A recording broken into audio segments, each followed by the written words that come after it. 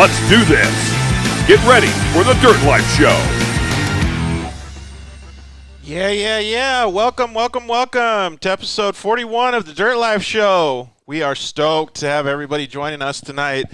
We got a little bit of stormy weather that's been happening in Arizona, so if anything happens, last time we had a stormy weather, it was gnarly, so took out the internet and everything. So please be patient with us if anything goes down. Just happy, like I said, to have you guys. Man, this is going to be an awesome show. We have our featured guest, Craig Scanlon, coming on. Craig is a fantastic human being. He's done so much for the off-road world, and especially the side-by-side market, and even in the early days of the side-by-side stuff, man. It's really cool to have a person like him, come on the show, man. It's sharing those stories is just amazing because you really get a good grasp on the level of effort that it was to make the side-by-side market, and anything for that matter, like dirt bikes back in the day and stuff, what it is nowadays. It's super cool. So we are really stoked to have him on. We'll probably bring him on around 6:45, 7 o'clock tonight. We have Jessy Nelson going to call in just a little bit. We got to hurry and get through our sponsors and stuff because we're going to talk some Supercross. Is he going to be in his van again? Probably. He's going to probably do like FaceTime emojis and stuff like that. He's calling in this time, so he won't be able to mess with us as much. Jesse's an awesome dude, so we can't wait to talk with him a little bit about what he thinks about the Supercross stuff coming in. It was actually pretty cool to see. Like, having everybody so amped, it was like Anaheim 1 all over again. It was, totally. So you could, like we always do, our intro, we tell you guys that you can always follow us on social media at The Dirt Life Show. Instagram is the best place, but you can always do it on Facebook and YouTube as well. But we have our broadcast every Monday night at 6 p.m., myself and Casey over here.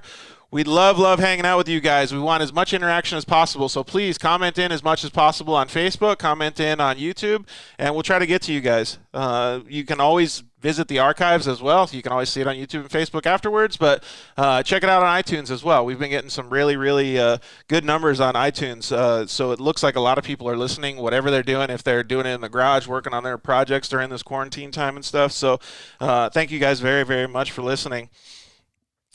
So we want to thank all of our sponsors. Obviously, we want to thank Shock Therapy. I'm wearing their hat tonight. Thank you very much, Justin and those guys. We're going to go and do a giveaway with them actually this week. So next week, pay attention on social media for that giveaway. It's going to be some pretty cool Can-Am stuff. So check them out. You can always use the code DIRTLIFE at shocktherapist.com, or you can give them a call over there and get a rad improvement system or any of their parts. Thank you to the guys at KMC Wheels. Ryan over there had a mini bike race this weekend, the pit bike race. I think there was like over 400 entries at this pit bike race. Holy crap. So that looks pretty cool. So thank you to the guys at KMC Wheels for hanging in there. We're going to do some pretty cool stuff with the Unicorn and the KMC wheels, too. Thank you to the guys at Zollinger Racing Products. They were always helping us. They make some fantastic products. You can use the code DIRTLIFE over there and save a bunch of money at ZollingerRacingProducts.com. Thank you guys at Rugged Radios. Also use the code DIRTLIFE at RuggedRadios.com. And, of course, Lance and all the crew over at Solder Weld, thank you guys very much. You guys can get your off-road repair kit to repair your race or ride and use the code DIRTLIFE at SolderWeld.com. So thank you to those guys. Since we're a little bit rushed and we're worried about talking with Jesse about Supercross, I just want to talk about the show stats real quick because I got so excited when I was looking at it. We talked about them a little bit like the past couple weeks, but it's really cool for me to see the growth of the show. It's not even a year old yet. It'll be a year old in August, middle of August. So that's going to be super cool. I'm excited to see, like, compare year-to-year stats.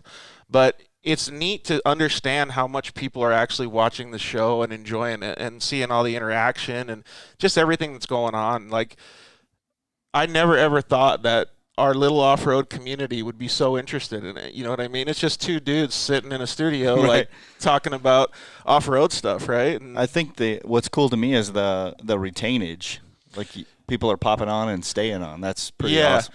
That's really cool. Well, there's two ways to think about that. Like, popping on and staying on, like, during the live shows, we don't get huge numbers or anything, but our off-road community is small, right? Right. But, like, when I was looking at some of the iTunes statistics, we get decent numbers, but the best part about it is that almost all the people listen to the whole show. That's cool. And for having, like, let's just say a 2-3 hour show, like, that's a lot of people's time, man. Yeah, every week to gain that many to get that many people listening for that long. No doubt. I guess they're just into my shoes. Yeah, probably.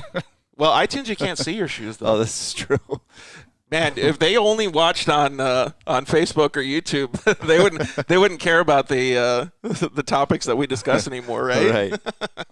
Right. So we really, really appreciate you guys, man. That is so cool that you guys are giving us so much love and you guys are just helping us out. Like, it is such a good thing and such a good feeling for us to have, especially all the crap that I've been through in my life. Like, to be able to see the growth like that, it just makes it so rewarding for me. It makes it so worth it for all this hard work that we've been putting in. No doubt. And Fonzie shoots.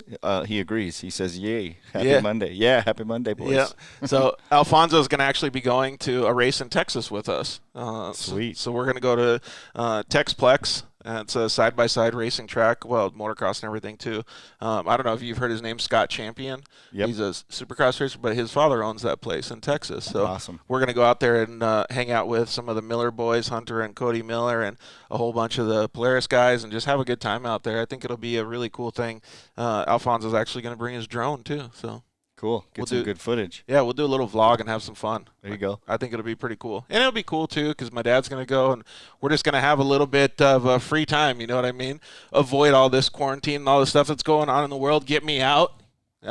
Next week, we have some pretty cool topics to talk about, too, so it'll be neat to talk about that. We'll go into it in a little bit more detail. So what did you think about Supercross this weekend, man? It was insane. So I got some negative opinions, and I got some good opinions. Yeah, I have some both. So first of all, I thought it was so shitty that they raced during the day. Yeah, so I was talking to Jeremy Joie, during the race, and it reminds me, anybody that's raced in Arizona, I think it would remind us of basically every blown out daytime race. Practice track that we have, yeah. So I was thinking to myself while I was watching it, and I was going to text you, but I didn't for whatever reason. I was thinking, like, our friend Taylor Vanderpool would go out to this place that we called Kolb, and it was like this super dry roach track, always. And he was the master at that place because he was always there, right? Yep. And I was looking at the track, and I was like, dude, if he could race and let's just say he was half of their speed, right? The half of the professional speed. He would still wax all of them at a track like that. It was so funny to see that because the track was so roached out, man. But it was cool to have that difference, you know what I mean? Like, it's not a perfectly prepped track and stuff. And it kind of leads you to understand how talented those guys actually are, not just with their riding ability, but with their mental capacity. Yeah. It took the technical scale of the whole track and race that much higher. Absolutely. Because they're riding on marbles, basically. Yeah, and marbles and then concrete underneath. Yeah, so right. It really is slippery. So to put it in terms of maybe somebody that hasn't ridden motorcycles or side-by-sides or whatever, imagine going out in the street, having a hailstorm and not pulling over in your car and just riding in your car on those hail balls in the middle of the street. It's or going across a puddle or something. It's really slippery. That's the way it was around the whole track for those guys. Yeah, and again, obviously the cream rose to the top like it always does. They really did, but you know what the craziest part about it was I don't think it was the cream of the riding crop, not the speed crop. It was the mental thing that worked. Because Tomac obviously won. Cooper Webb got second. Ken Roxon got third.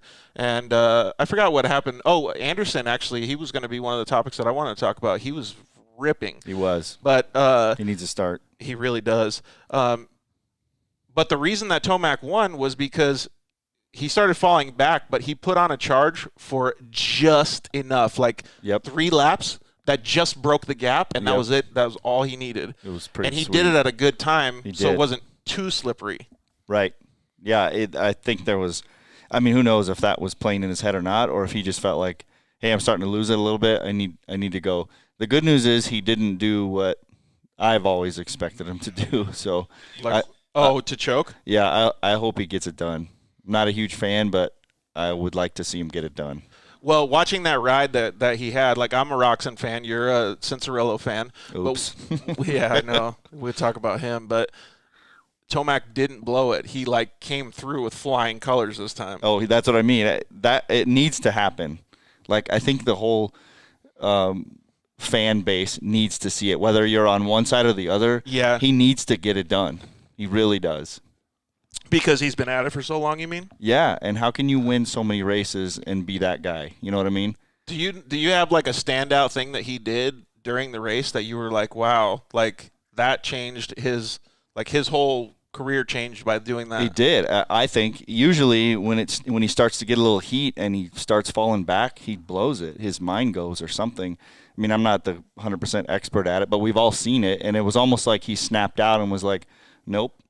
Yeah. I'm getting back into my groove and riding where I know I can ride. And well, some of those guys have mental coaches, don't they? I think so. I think I actually remember when we talked to Scuba. Yeah. I'm pretty sure that those mechanics are the mental coaches. Are a huge part of their mental coaching, but I think they probably actually have real ones too. It was it was definitely cool to see, and then Roxon almost freaking killed himself. Yeah, that was gnarly. I'm sure all that flashback in his. We got Jessy Nelson calling in, so we can talk about Ken Roxon too. Jesse, are you there? Yeah, we live? Yeah, we are live, dude. What's going down, dude? Is it Hamel time or what? Yeah. Are you drinking Hamels over there? I just got home, mirroring to some bull crap. Had to go to the bank. Just typical Monday. Nice little quarantine day. Oh, DynoJet Matt's in the house too. Sean Kelly said, "What's up? What's up, Matt? Thank you very much for giving us this DynoJet Polaris XP Pro Performance Tuning Stage 2 tuning kit, man. We can't wait to give that away." So we were just give it this way. You do have it. Did you follow the contest Did you follow the rules? Yeah. Dude, we have so many problems with people following the rules on these contests. It's not too late if you didn't follow the rules.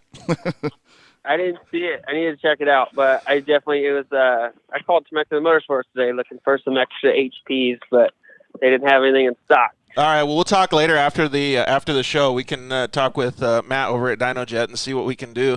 Get Jessy Nelson hooked up for his new whip. Yeah, I want to be doing wheelies and glammers. That's what I'm trying to do. You're one of those 12 o'clock boys in a side-by-side? Some nitrous? Yeah, I'm gonna break the rear taillights off that thing. Sweet, dude. We can't wait to see some viral videos for that. Hey, so we were talking about Roxon almost freaking killing himself on that second to last lap or last lap at the track. Hoo-wee. Yeah. I mean, that was a little hairy. It could have been a lot worse, but agreed. He pulled it out. He was fine. Yeah, so no big deal. I can tell you for sure that these two guys that are sitting in this studio over here, we would have definitely wadded it up. We would not have been able to hold on to that thing.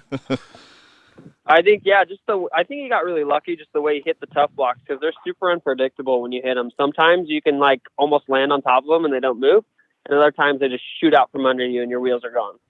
Yeah, so he definitely got lucky. So what'd you think about the race overall? We were just discussing it, and obviously the track conditions were crazy, but what'd you think? I was just thinking about it earlier this morning. I think the race was really boring, other than those guys kind of getting in there for a little bit. I think it seemed like a practice to them more than anything because they don't have fans or anything like that to kind of feed off of or get pumped or I don't know. That's a good point. Hard to say. That's a really good point. Put yourself in that position though. How would you have felt in the stadium? Oh, I was a pro practicer, so I probably would have been better doing that. You would have been ready to rip. What? Yeah, no pressure, no thoughts. I mean, there is pressure. Don't get me wrong, but I would definitely think there was a lot less, or at least it seemed that way for everybody, and it probably just seemed like a time qualifying practice or something. I don't know, but it was. I thought it was really boring. I think the track was like an amateur all-stars track. Yeah, it was super easy. And they didn't put enough water down. I mean, it was windy, of course, but they can only do so much. But it was pretty blown out. I thought fairly quick. So one of the things, during, I think it was the first corner where you kind of go around that berm and you head towards those rollers before that triple. They had at the end, I saw Zach Osborne. It was almost like a short course track where it was like all blue groove on the inside, and then it had like a little puffy berm that he was just blowing out with Like his up the front fluff. tire. Yeah. Yeah, all he was doing was just hitting Or it the with his front cushion. tire, like just blowing it out and keep going. Like, Yeah. crazy.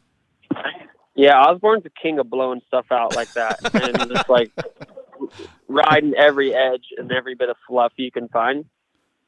Dude, he did a But, good job. I mean- He could have used a paddle tire in that little berm Yeah. section.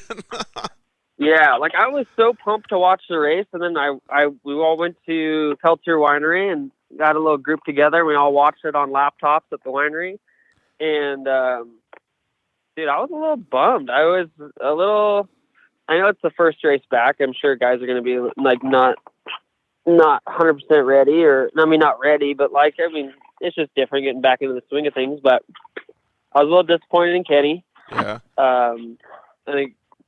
I think Tomac did exactly what everybody kind of expected.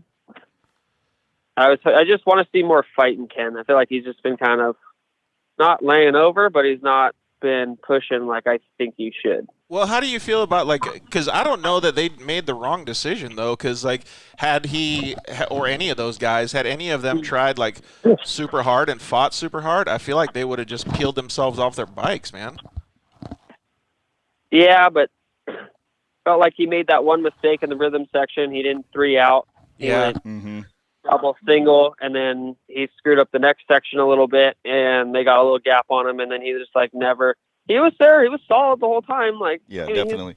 there. I mean, maybe it's a little tight, but he didn't put up a fight. Like it is the first round back, but like these races are going to go by quick, and I just hope he doesn't look back on any of them or any of those guys and be like, "Hey, I should have done this because this Yep. is make it or break it right now." Yeah, Like they're racing. Jesse, do you Wednesday?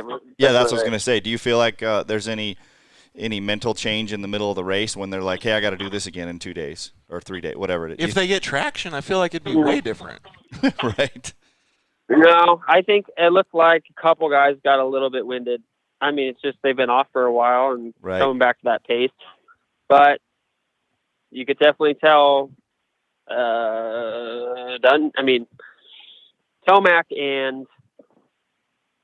Tomac and Webb were ready to go. Oh yeah. And I think, and it's not saying that Ken wasn't. He was just, I think he was caught a little off guard, or he was just a little unhappy or uneasy on the bike. Have you talked to him at all, or is he kind of just busy doing his thing up there? No, I don't really talk. I don't really try to talk to him about race stuff. If I do talk to him, I always try to keep it something else because everybody else he's got 30 other guys in his ear. You know, like it's the last thing I want to do is start saying stuff to him. Yeah, just have some fun, actually.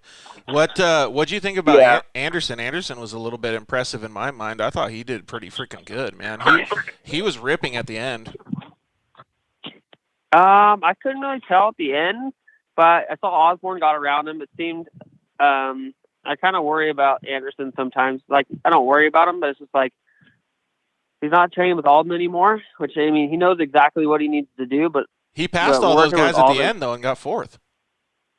Oh, he did? I didn't see that. Yeah, dude. He like the last 2 or 3 laps, he was just like fire. Damn, I didn't see that. But I don't know. I just worry about him. Like not saying you have to train with Alden, but I feel like he definitely holds you accountable for everything you do. There's no dicking off. There's no slack. There's no, I'm a little tired today. I want to save myself. Yeah, and he obviously won his Supercross championship under Alden's guidance. So it's like, Right. Who's he training with now? I think he's just doing his own thing. Oh, Sucks for AC going down too. Yeah, that stunk. The beginning of that race. I was bummed out. The lights class race was pretty boring, but I got to give it to Pierce Brown because he rode unreal. Dude, I was going to say the same thing. He really did ride really, really good. Oh, I was going to tell you, thank you for referring. Start, didn't he? He what? Oh, I don't know. I think he was like regular start, right? I don't think did he whole shot? I don't know. No, I think he went down. That's what I thought. Oh, okay. Saying he. And then made his came way back. back to fifth. Well, that's Dude, awesome. he man. was I guess I wasn't ripping paying that. attention. Yeah, I wanted to say thank you, too, for referring Derek Drake over. He's going to come on the show on Monday, so we'll have you call in next week, too. Oh, nice. Yeah. I'm watching a GoPro clip of the track right now, and honestly, it looks like a fairground track to me. It kind of does. That's a good way to put it. It did, but didn't you think being all marbles and crappy and dry, at least it made it, I mean, not that we like it, but it seemed like it made it a little more even, I guess, for everybody. I don't know, man. I really hope that they do something to the track. One fast lane around the entire track, and it wasn't, I mean, the only place they were really passing, it seemed, was if somebody made a little bobble in the rhythm, they could counteract in the next corner. But where the mechanics area would be, where they cross over the start, that's like the main passing point. I mean, unless you're night and day faster through the whoops, like, right, it's hard to, I don't know, I feel like it's hard to be better. Like when Malcolm Stewart blew by those two dudes. That was pretty fun. Yeah, I remember the Stewarts have definitely got their whoop game dialed. Hey, so did you hear Chase? You hear who's helping Chase Sexton now? Who? The good old number 7. It's on Chase Team Sexton now. Oh, yeah? Yeah, so he's been helping coach Chase. That's cool. Stewart has? Yeah, can you believe it? No, I didn't even know that. That's wild. Just on the bike coaching? Well, I don't know the extent of what he's coaching him, but I heard today in the press conference stuff that they were talking about after the race that James Stewart was definitely helping Chase Sexton. So that's a pretty potent combo if you ask me, because Chase is so Ryan Dungey-esque, you know what I mean? Like to loosen up and be a little bit more like James Stewart's going to be crazy to see. No kidding. Yeah, hopefully he can put together some more solid rounds. I mean, second place is not bad, especially coming back, and he had about a 10-point lead, so now it's back down to 8. Yeah, that's pretty solid, though. Yeah, and I think he's a very consistent guy. I don't think I see him having a bad upset weekend, but hey, we'll know in a day or two. Yep. Yeah, exactly. All right, man. We'll let you get back to all the stuff that you're doing. Thanks for calling in, giving us your rundown of Supercross. Hopefully the track gets a little bit better so they can rip next time. Hey, Jesse, I don't know if this means anything, but No BS with Billy Slade says, "What's up, Jesse?" I don't know if that means anything to you. Billy Slade. Okay. Billy's the man. Yeah, Billy is the man. I heard they're supposed to be they're not really going to change much on the track. As far as I've heard. Interesting. They got to get some freaking traction. They're only going to change rhythm lanes. Yeah, they do. Bring the traction in, can you? Yeah, exactly. Maybe because it'll be a night race. Dude, I don't know. I guess they want to just change the rhythm lanes and a few other small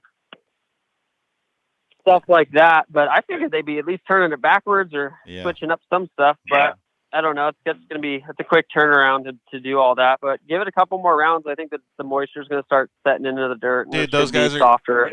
Those guys are all going to run tires that are like freaking bubblicious gum the next round. Yeah. Super soft. Oh my God. They're going to need to do something or just soften the hell out of the suspension. But then the rhythm that starts getting tricky there in the loops too. Yeah, exactly. All right, hey man, we got Brett Carpenter that's going to call in 30 seconds, so we'll let you get back to all your stuff. But let's. I'll hit you up this week, and we'll plan on having you call in for Derek's show on Monday. All right, yeah, I'll come talk crap. Yeah. Tell Brett so well. You guys, thank you for having me on. Appreciate it. Yeah, no worries. Thanks. Later, dude. See ya. All right, see you guys.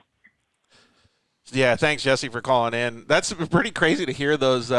Like the way that they all interact with each other, you know what I mean? Like Jesse's a good buddy of Ken Roxon's, and they have a really good relationship. But it's kind of like what we used to talk about. Remember, like you don't have to talk about racing all the time. Like, it's funny because when you live it. Yeah. Yeah. So how many times people like want to talk to RC, like talk RC with you, like 24? You're just like, dude. It's like I'm over it. Like, I don't need to talk about it anymore. I'm doing it so much. So, we got any more comments in there before Brett calls in? Yeah, so I was going to mention Grant Owens was talking about it's the only reason he won the rugged giveaway. Because he follows the rules. He followed the rules. Yeah, exactly. Dude, so if you guys haven't done it yet, go follow the rules right now just in case you entered and make sure that you did it properly. Yeah, and I'm going to butcher this name. Jason Stilgebauer? Oh, we got says, hey, guys, what's happening, Jason? How you doing? Brett Carpenter, what's going down, buddy? What's happening? How are things going up there in Phoenix, dude? Oh, they're going. I heard you guys had a haboob yesterday. What's that? I heard you guys had a haboob yesterday. For people that don't know, that are in our audience, what that is like a freaking dust tornado. The mummy? Yeah. Yeah. Usually they start pretty far south down by you guys, but yeah, I think it just came across like the East Valley. It didn't make it as far north where I'm at, but I know they're going to start happening again. Pretty crazy. All sorts of stuff. Hey, so we wanted to have you call in, obviously, because I just like talking to you. You're a good dude, but we want to just hear some stories about Craig Scanlon. You got any funny stuff? Stories about Craig? Yeah. Oh, man. Stories that I can share, or well, so I don't know. Let's backtrack a little bit then. So you used to work for Rigid Industries, and you're now the I don't know what the professional title is, but you're the race team manager for Polaris Industries, and Craig used to have a lot to do with that position or that area of Polaris. Yeah. And it's kind of cool. Yeah. It's kind of cool because I don't want to say like, what's the right way to put this? Following in his footsteps, like you're seeing some of the stuff that he has done over the years, where he's kind of laid down this big framework, and you're able to see a lot of the stuff that he's done after the fact. You know what I mean? So maybe you can tell us some of the stuff that you see that was just so positive, because I know one thing that he's done is I don't want to say single-handedly, but he's been a huge part of changing the side-by-side market and racing industry like nobody else, man. Yeah. No, that's a good point. Obviously, no secret what Craig's involvement has been and meant to UTV racing, UTV development. Specifically with the RZR. Obviously he has really built something massive, whether you're on the Polaris side or whether you're on you follow a different brand, or, everybody's pretty loyal to their brand preference, but, no doubt, obviously what he's done regardless across the board. For me, being able to come into Polaris, I get to see it kind of in a different light, and certainly see things, on the inside that, Craig and Craig's team, really built. So it's cool to, I guess, continue on with what he built. And, it's not like it took years for this industry to get to where it's at now, and it's at an all-time high. Things are just crazy for UTV racing, UTVs in general. I mean, everybody's out riding right now, especially now more than ever with all the social distancing stuff. So, but it is cool to get to be in the position I'm in and work in the race division and kind of taking those reins and running with them. Certainly have a lot to big shoes to fill. Lots to live up to there, but it's pretty cool to see it from the inside, really see, and hear stories of, and I mean, it's not like he's gone. I mean, he's still a very, very big part of the company, obviously. Yeah. And, doing incredible things over there for TAP and 4WP. But, it's just really neat to see where it's at and to hear stories of when he was working, directly at Polaris in the office and stuff like that. So, but the cool thing is, I get to work with his team and people that have worked with Craig for a long time. And so, his energy, obviously, and his, you can kind of see, their style of doing things that is still, they're still doing it the way that, they've done it for years, which is really cool. So, it's neat to see. And you had the opportunity, and we'll talk with Craig a little bit more about this, but you had the opportunity to, I don't know what you want to say, get in at on the ground floor when he started his race program, because working at Rigid, you guys were one of the main sponsors for his team, right? Yeah. Yep. So that started, I think, back in maybe 14 or 15. I can't remember off the top of my head, but probably 5 or 6 years ago now, since he kicked his program off. Which, if anybody if there's anything to know about Craig, I mean, he runs a tight ship. He runs a tight program, and he, what's important to him is professionalism and looking good and making sure that, he's representing his partners best way he can, which he always does. I mean, his car always looks good, his chase trucks, everything. And so what was cool for at Rigid, the coolest part was to see this program come to us and really see it kind of present to us as if it was this big, elite, which it is. But people weren't really doing this in the UTV ranks, at least not that many. I mean, if any, he presented us this program that we were like, geez, this is like a trophy truck program, with the amount of assets and what he was putting into it on his side. And that was truly eye opening just to see the quality of it. And so, for Rigid back in the day, that was just like, it was kind of a no brainer, and we knew that it would be represented. We'd be represented well. And, he certainly did that, and continues to do so. Everywhere he goes, his stuff looks good. His programs he keeps it tight, and that's what's cool. It's super cool to see it's always going to look good. Yep. Hey, Brett. It's kind of NASCAR-esque. You got a question? Yeah, let me throw a question at you. First of all, Caden Danbury and Lucretia say hi. Yeah. And hey guys. Billy Slade says, how was the transition going from marketing at Rigid to Polaris factory racing manager? That probably isn't a quick one. It's good. Yeah. No, it's a transition for sure. But, I feel the biggest thing is I feel really comfortable and working with the race program. I feel like it was there was a lot of challenges that I was going to be facing, but certainly was and am up for them. And the biggest thing is we just see the potential of how much bigger we can take this thing from even where it's already gone. And so just have some really, really cool plans and just big things in the work and different ways we want to take the program, from, whether it's from SCORE and BICD and then even looking at things, on the East Coast or in the Midwest and just where we can improve and get better and make sure that we have a solid presence. But yeah, it's a big task, it's not something that we're just gonna do and flip a switch and everything's just gonna take off to the next level. There's a lot of work behind it. We have a really awesome team. And that's one thing that's really important to me is working with a good team. We have there's certain divisions of Razor marketing that kind of all do different things, but collectively it's all part of the same goal, obviously. Yep.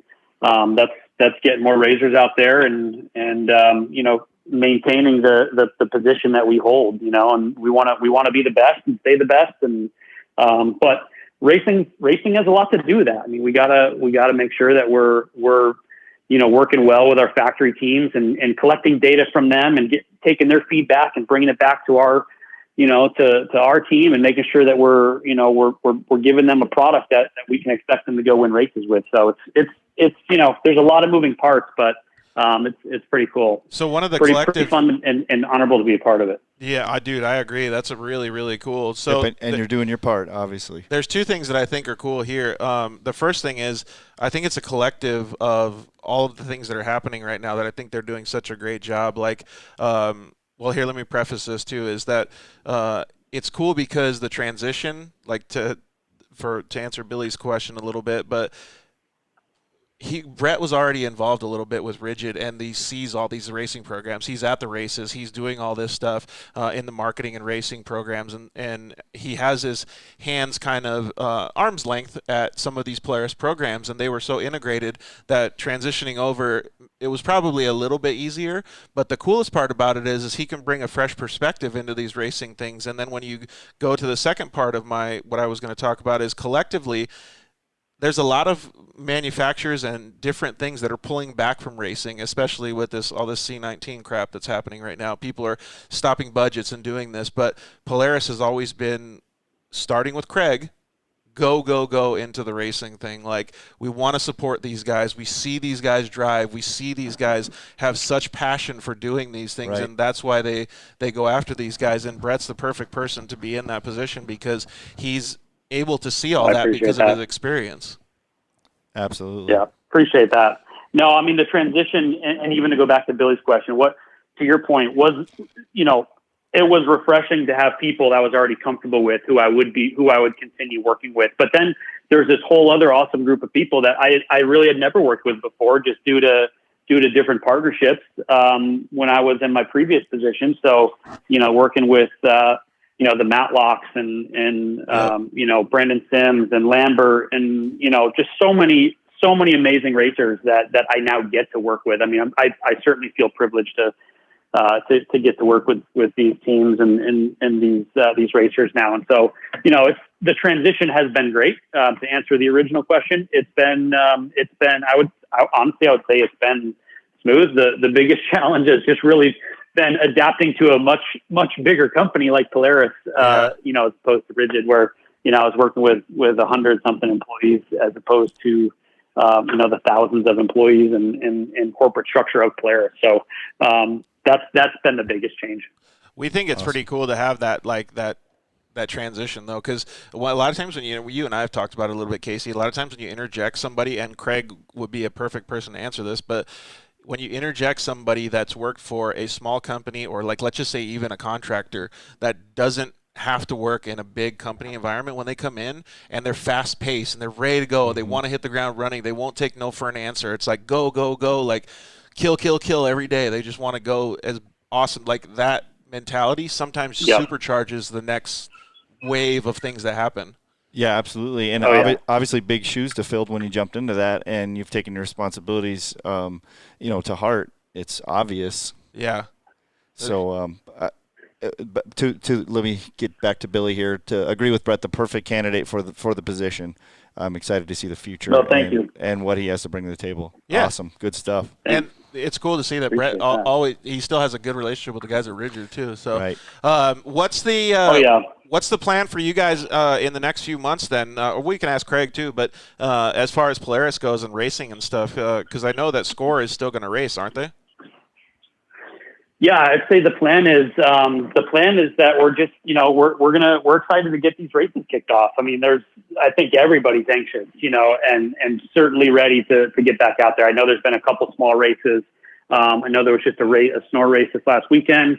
Works kicked things back off, and I know they had some schedule shifting, but Works is coming to Havasu in a few weeks, and we got Silver State. So a lot of excitement just around the races just actually happening. Yeah. And then obviously the big one with Baja, getting down there for the 500 or 250 and then the 1,000, there's going to be a lot packed into a little bit of time. I mean, a year's worth, or I'd say 10 months worth of racing packed into about 6 months. But,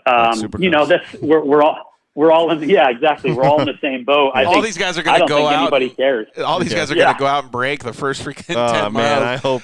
Well, the smart ones won't. Yeah, the smart ones won't. Hey, yeah, no, I mean, Brad, it'll be interesting. We got Rob from Warfighter calling in about 45 seconds, and so cool. We had Alfonso said, "What's the most stressful part of the job? What do you do to unwind?" But I think I can answer that. You probably just hang out with your family as much as possible, huh? No doubt. That's it, man. Just check out a little bit and clear the head and hang out with the family. And I mean, that's what we should all be doing during these crazy times. But agreed. That's all you can do. Just take it one day at a time. We really appreciate your time, man. Thank you so much for calling in. Tell the family we Of said course. hello. We'll see you soon. Thanks, Brett. Yep, you guys too. Thanks, guys. All right. See you later, bud. Yeah, I agree with that. What he said, when he signed off is like, it really does kind of bring we talk about all this cool stuff, right? Like the razors and racing and all this stuff. But like when you think about like brass tacks, all this crap that's going on, like it really, really does make a huge difference to be with your family. And Definitely. Especially even in the racing portion. Wow, we got Robert calling in. Most important part, yep. Yeah, exactly. So Robert Blanton, what's going down, dude? What's happening? What's up, guys? How's things going, bud? Oh, it's going. Hanging out. Everything going good over there at Warfighter? Our curfew. Yeah. Darn it. Are you using a liberated glassware again? I never forget that one. I've got a lot of comments about that one. So for people that don't know, Rob from Warfighter we had him on last week for the Memorial Day show, yep. And he had a couple cocktails, a couple drinks, and his words were, "I liberated this glass from Saddam." Yeah, from Saddam Hussein. So he took a shot out of that bad boy. That was pretty bitchin'. Yes, sir. Well, hey, so I wanted you to call in because we know you're good buddies with Craig Scanlon over there at, now 4-Wheel Parts at Transamerican Auto Parts. Yes, sir. They help out Warfighter made quite a bit, don't they? Absolutely. Our relationship with Craig and Polaris RZR and Transamerica Parts, aka 4-Wheel Parts, Yep. has been really, really good for us. It sounds like you got some funny stories about Craig right on the tip of your tongue, huh? I got some funny stories about Craig. Before we kick off, I just wanted to lead in with Brett came into Polaris RZR arguably at a rough time for RZR, and he's been absolutely killing it. He walked up to us at King of the Hammers, and he was just like, "Hey, you're Rob from Warfighter Made, right?" And I'm like, "Yeah, how you doing?" And he's like, "Oh, well, I'm Brett. I'm the new sponsorship coordinator for Polaris RZR." And I was like, "Oh man, that's cool." And he was like, "I was like, yeah, how long you been at RZR?" And he's like, "Oh, literally weeks." I'm like, "Oh, cool. How long you been at Polaris?" And he's like, "Literally weeks." And he's like, "Yeah, I came over here from Rigid." And I was like, and as soon as you said that, I was like, "Man, I know exactly who you are." So, and just to have him, come up and say what's up to, the Warfighter Made vets and stuff like that was really appreciated. And things have been really good, kind of gave us a little way ahead for what he's trying to do. And he just, reiterated it as, he really wants to get his racers out there. He really wants to put an onus on their female racers and their kid racers. And, Yep. and I thought that was really cool. That's super important. You got rad people out there like Sierra Romo and Lucretia and Maddie Wedeking and Shelby and everyone that are just really making a difference, and they're ready to capitalize on that, which I think is cool. Well, speaking of all them, go ahead. Lucretia just said hello on online, as well as Caden Danbury, and Sean Kelly also said hello to you as well. So, yeah, my man Sean. He says, "Simplify, Robert. Give us some Monday motivation." I think Robert always gives us Monday motivation. We were actually talking about you before the show, Rob, and so we have we'll give all the details of it, but we have a new project or a new podcast that we're going to start that has to deal with motivation and stuff, and we were thinking about you big time. We were like, who can bring the level of the show to a 12? And Casey and I were like, Rob. I'd do it right now, but I'd probably blow out your speakers. So, the motivational speeches and stuff that you've given at like the UTV World Championship over the years, I'll never forget it, man. I wish we had like a professional film crew to film those bad boys, because those could be used on like the Joe Rogan Experience type stuff, and they're super good. The very first one I gave at the very first UTV World Championships when we were presenting the Perseverance Award. And I get more compliments on that speech that I gave than any other speech that I've ever done. And I swear to God, I don't remember anything that I said from that. I pulled a total Will Ferrell from Old School or whatever that movie was. I just blacked out. I just did it. What happened? So I remember, like, my dad and I were walking out of that place, and my dad goes, "How the heck did Robert learn how to talk so good?" I go, "He's just a badass, man." I remember the hair was standing up on the back of our necks. We're like, holy shit, he just elevated this thing to the whole new level, man. This is sweet. Everybody's going to come back next year. Lucretia says Robert's the best speaker I've ever heard. Dude, he really is. Where'd you learn how to do that anyways, Rob? I always wondered. That's just standing in front of, hundreds of Marines, and they're not going to give you no slack. And if you start stumbling or hemming and hawing or whatever, that's it. You've lost them. And when you're talking to Marines like that, Yeah, you got to be at ready a to 12. go into combat. You got to capture nation and you got to run with it, because if you lose them, that's it. And unfortunately, that could be life or death. Yeah, exactly. So you got to be at a 12 all the time. Well, we only got a couple more minutes to speak with you. So do you have any funny stories that you've had with Craig over the years? I know you guys have been working together for quite some time now. Yeah, well, Craig was like this mystical creature that would just appear out of the forest every once in a while, like a glowing unicorn or something like that. And I'm just like, who is this guy? But everyone that I respected in the UTV world had nothing but great things to say about Craig. Yeah. And I got a lot of love for Joey D and what he's done for the UTV world. And he always he talked about Craig like he was Santa Claus. Just this mythical gift giving, jolly old 5'4" just amazing individual. So, if anybody knows Rob, he likes to throw little stuff in there. So if you didn't catch that 5'4" joke, you're a great storyteller, Rob. Obviously, but I'm hearing the pieces of like a wonderful story if we had time.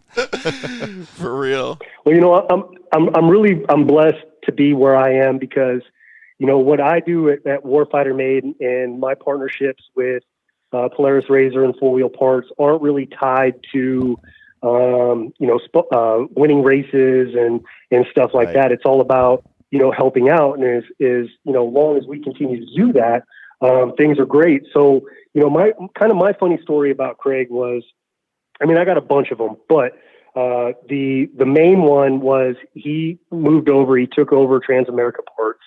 And his secretary called Warfighter Made and said, "Hey, we want to have a meeting with Warfighter Made. Come on in. Let's figure out what we can do."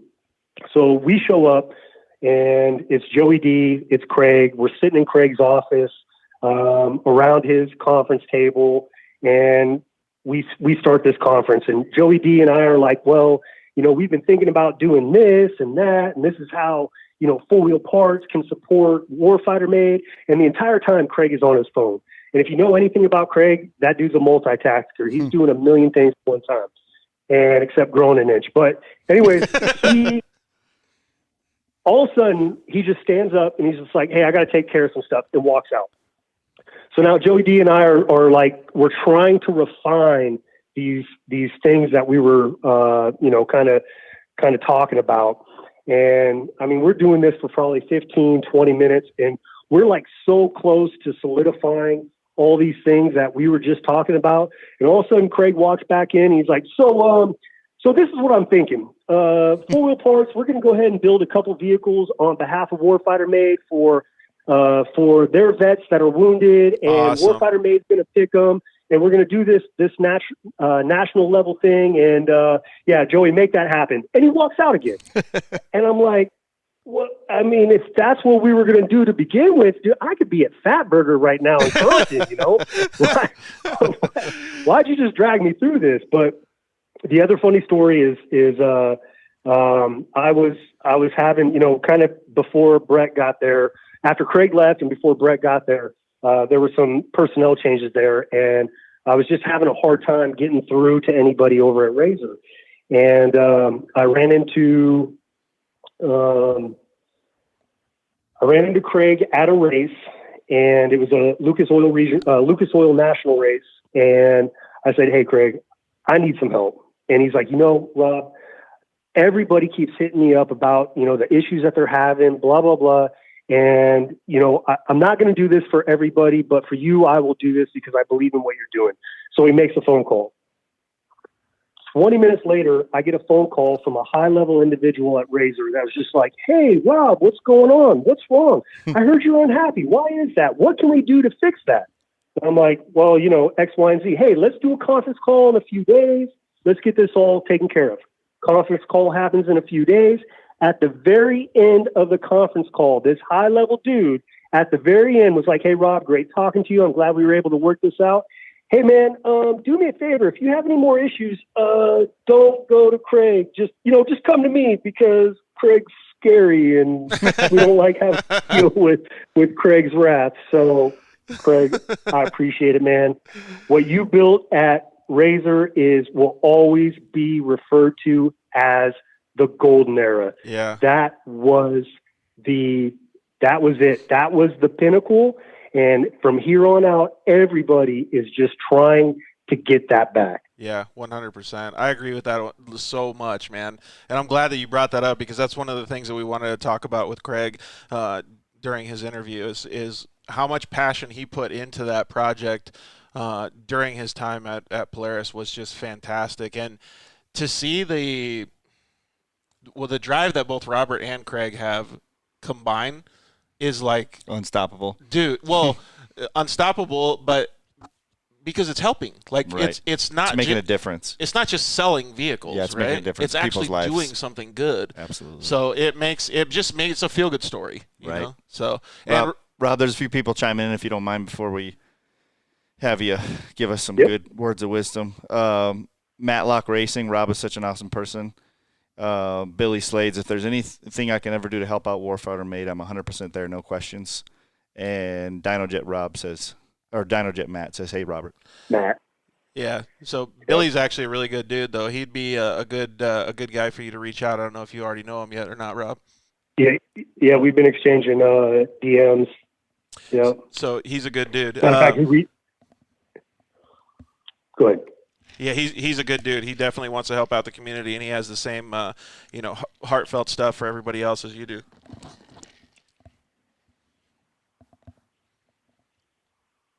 Did we lose Rob? No, I'm right here. Oh, okay. What cool. you got? Did you ask a question? Sorry, I was drinking. Were you drinking out of the glass that you liberated? No, that only comes out on special occasions. Yeah, like Memorial Day. Hey, so we're going to go to commercial break real quick here. We really appreciate you coming on and hanging out for a little bit, dude. It's always good talking with you. I'm going to be out in Southern California in late July, early August, so I definitely want to come down and maybe have a glass out of those drink out of those glasses that you liberated from Saddam.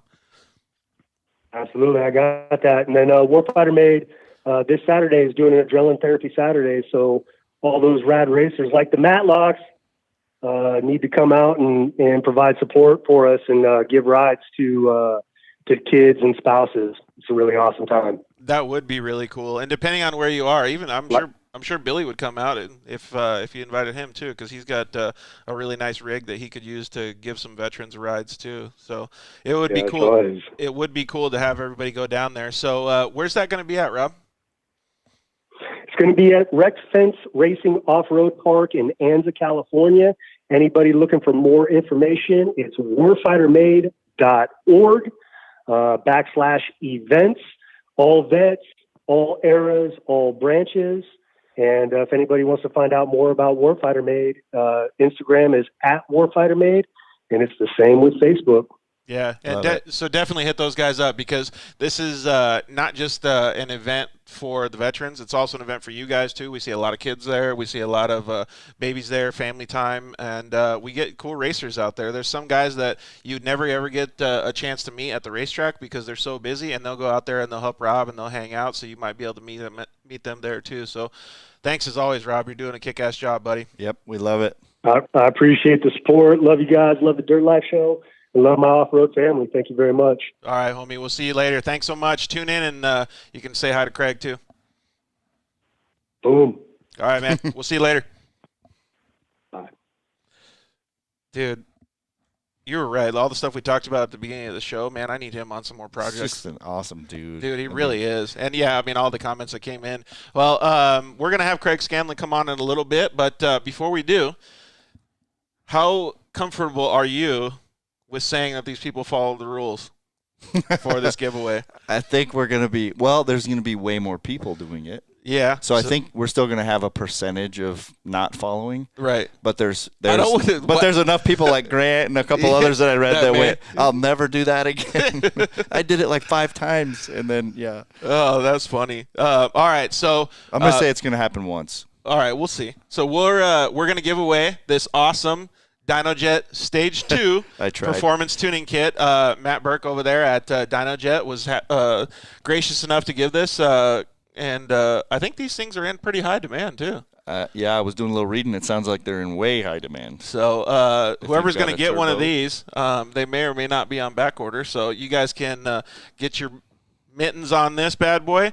So let me get the turbo. Yeah, for the XP Turbo, and these things are actually super cool. I remember I didn't have an XP Turbo, but on my Polaris, I really could have used something like this because it was so difficult to flash the ECU and do all those things back in the day. So it's bitching to see companies like this come out with these products, and they have a little computer module that comes with it. They got all the clutch weights. They got the clutch springs. I like that it's a one-box buy. There's two boxes inside the box. But I mean, you walk out with one thing for stage 2. Yeah, exactly. Instead of call this guy for that, call this dude for this. That's pretty awesome. I see what you're saying. So you don't have to buy individual No, you're stuff. walking out with just, okay, everything I need to do this weekend to make this thing stage 2. Exactly. That's pretty cool. So, and they make your freaking car rip, too. So thank you bet. very much, Matt, for giving this to us so we can give to the audience. All right, Case, are you ready to figure this bad boy out? Let's do it. So everybody can see we got the post pulled up right here. Well, here, I'll go back. Actually, I'm not going to go back because it's all the comments. But so we're going to go through the comments, and we're just going to pick somebody. So I'll just give her a nice little twirl, and then you can all right, go. Pick somebody. All right, we got Southern Arizona Classics. Okay, so Southern Arizona Classics. Drum roll. Drum roll, please. Hold on.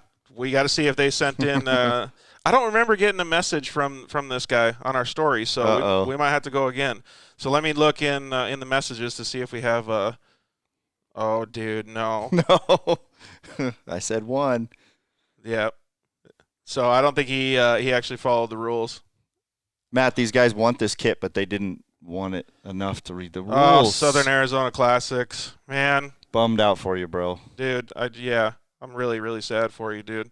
That sucks. Let's see here. So let me go back to the post, and we can get back on it and see if we can find some more people. That's terrible, man. Robert said Matt donated a clutch and tuner to our Razor build for the combat wounded soldier. Double A game team, Tim Hall. Oh, really? Awesome. That's cool. All right, we're going to do it again. So we're going to go from the bottom, and we're going to scroll up this time, see if we can find somebody. Go ahead. All right. I don't know how to pronounce that. Estreller 444. Can you read that? Yeah. Estreller right. 444. So hold on. Let me see if they sent us a message. They're not even following us. Take it. Okay, so you automatically lose, bro. All right, let's do it again. Was once there. Come on. Please still be there. Oh, dude, they did it cool, too, because they put 3 comments of 3 people Yes. singularly. So let's see if it. Oh, their user's not even found, dude. Look, it says user not even found. Oh, no. Oh, my God, this is such a waste of time. You guys got to follow the freaking rules here. Okay, let's do it again, bud. Ed Guitar 210. Oh, it looks like he might have followed the rules. Ed Guitar 210, let's see. Okay, so it says follow back, so we'll follow him. Ed Guitar 210. Let's see if he sent us a message real quick. Come on, Ed. Please, Ed. Yeah. Let us make your day. Ed Guitar. Dude, I hope he followed us, man. Or he, Guiter. Dude, come on, fingers. Imagine losing out on a stage, in a free stage 2 kit. Agreed, Grant. Agreed. Yes! Yes. He did it. So, Sweet. Ed Guitar 210, and all your screen name says is Ed. So, yeah, I'm glad that you messaged us. So Your Razor is going to be so happy. yeah, and he actually messaged us and even said, "I can't figure out how to share this to my story." And Sweet. so he was putting in the effort, that's for sure. Yes. So Ed Guitar 210, please message us as well. And if he doesn't message us, who knows how good it is at using Instagram? But you got to slide into our DMs and message us, man, so you can get us your name and email address and everything, so we can send that bad boy out to you guys. Dude, that's sweet, man. And if he doesn't, maybe we'll give it away again. So, all right. Well, thank you guys very much for joining in that giveaway. Thank you very much to Matt for giving that away. Really, really appreciate it. That's going to make somebody's freaking car rip. So, Stage 2 Performance Tuning Kit from DynoJet for a Polaris RZR XP Pro. Thanks, Matt. Thanks again, Matt. We're going to go to a commercial break, and we will be right back with Craig Scanlon. We'll see you guys in just a sec.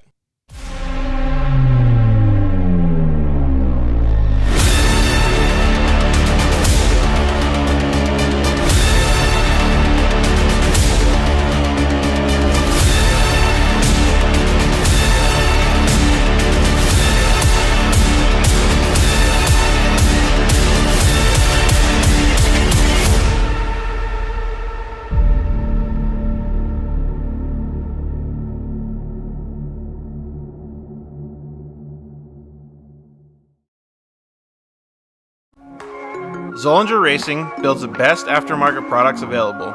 Products for your UTV or snowmobile, including billet radius rods, billet tie rods, billet steering knuckles, billet steering racks, alternator kits, and much more. All manufactured in the United States in-house at their headquarters in Nibley, Utah. Travis Zollinger and his team test in some of the most brutal conditions, racing in places like the Best in the Desert Mint 400, Ultra 4 King of the Hammers, UTV World Championships, and many more. Visit ZollingerRacingProducts.com and use the code DIRTLIFE to get 10% off your next purchase, and join us on social media at Zollinger Racing Products to see our products in action.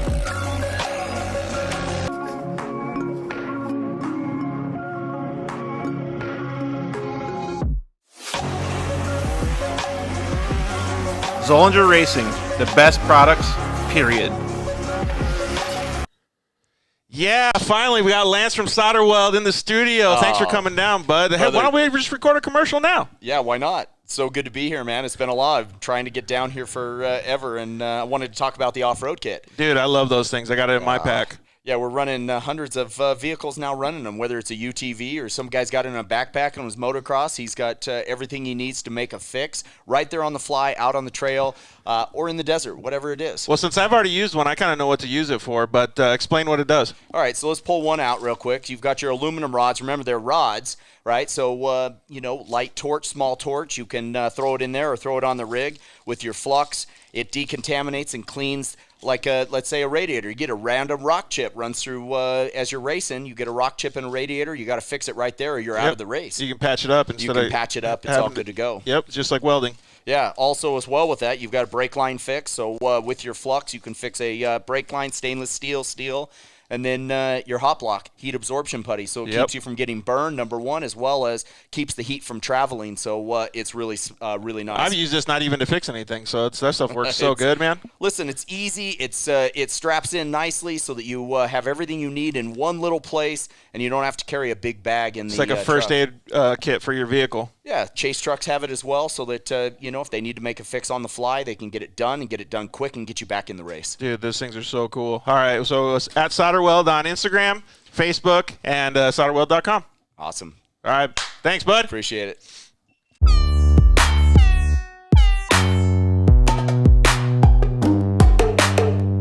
Hello, I'm Justin, the founder of Shock Therapy.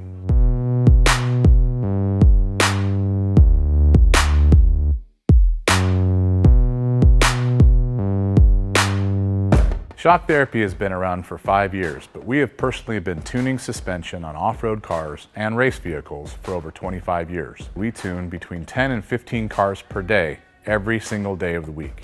Our concentration is tuning shock systems and supplying components that improve the ride quality of your car in many ways. Not only do we work on the average UTV, but we also tune suspension for race teams and professional drivers.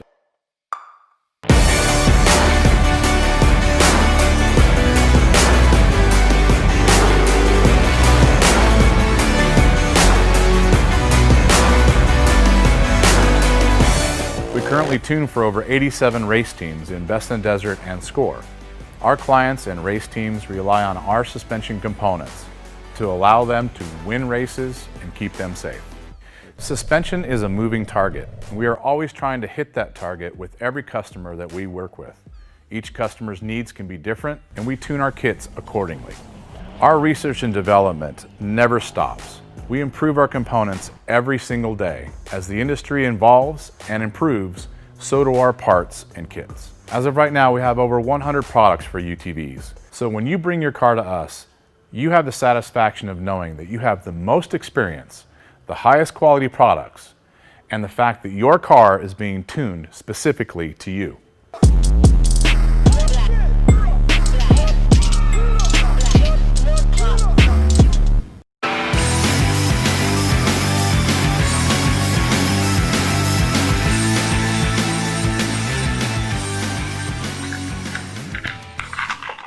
Yeah. We are back, and we would like to welcome the man, the myth, the legend, Craig Scanlon. He's the president of Transamerican Auto Parts, which is four-wheel parts. He was the chief marketing and retail officer over at Polaris Industries for a while, which entailed a lot, like doing the off-road racing stuff. He grew up in Pennsylvania. He graduated from the University of Maryland, I think is right.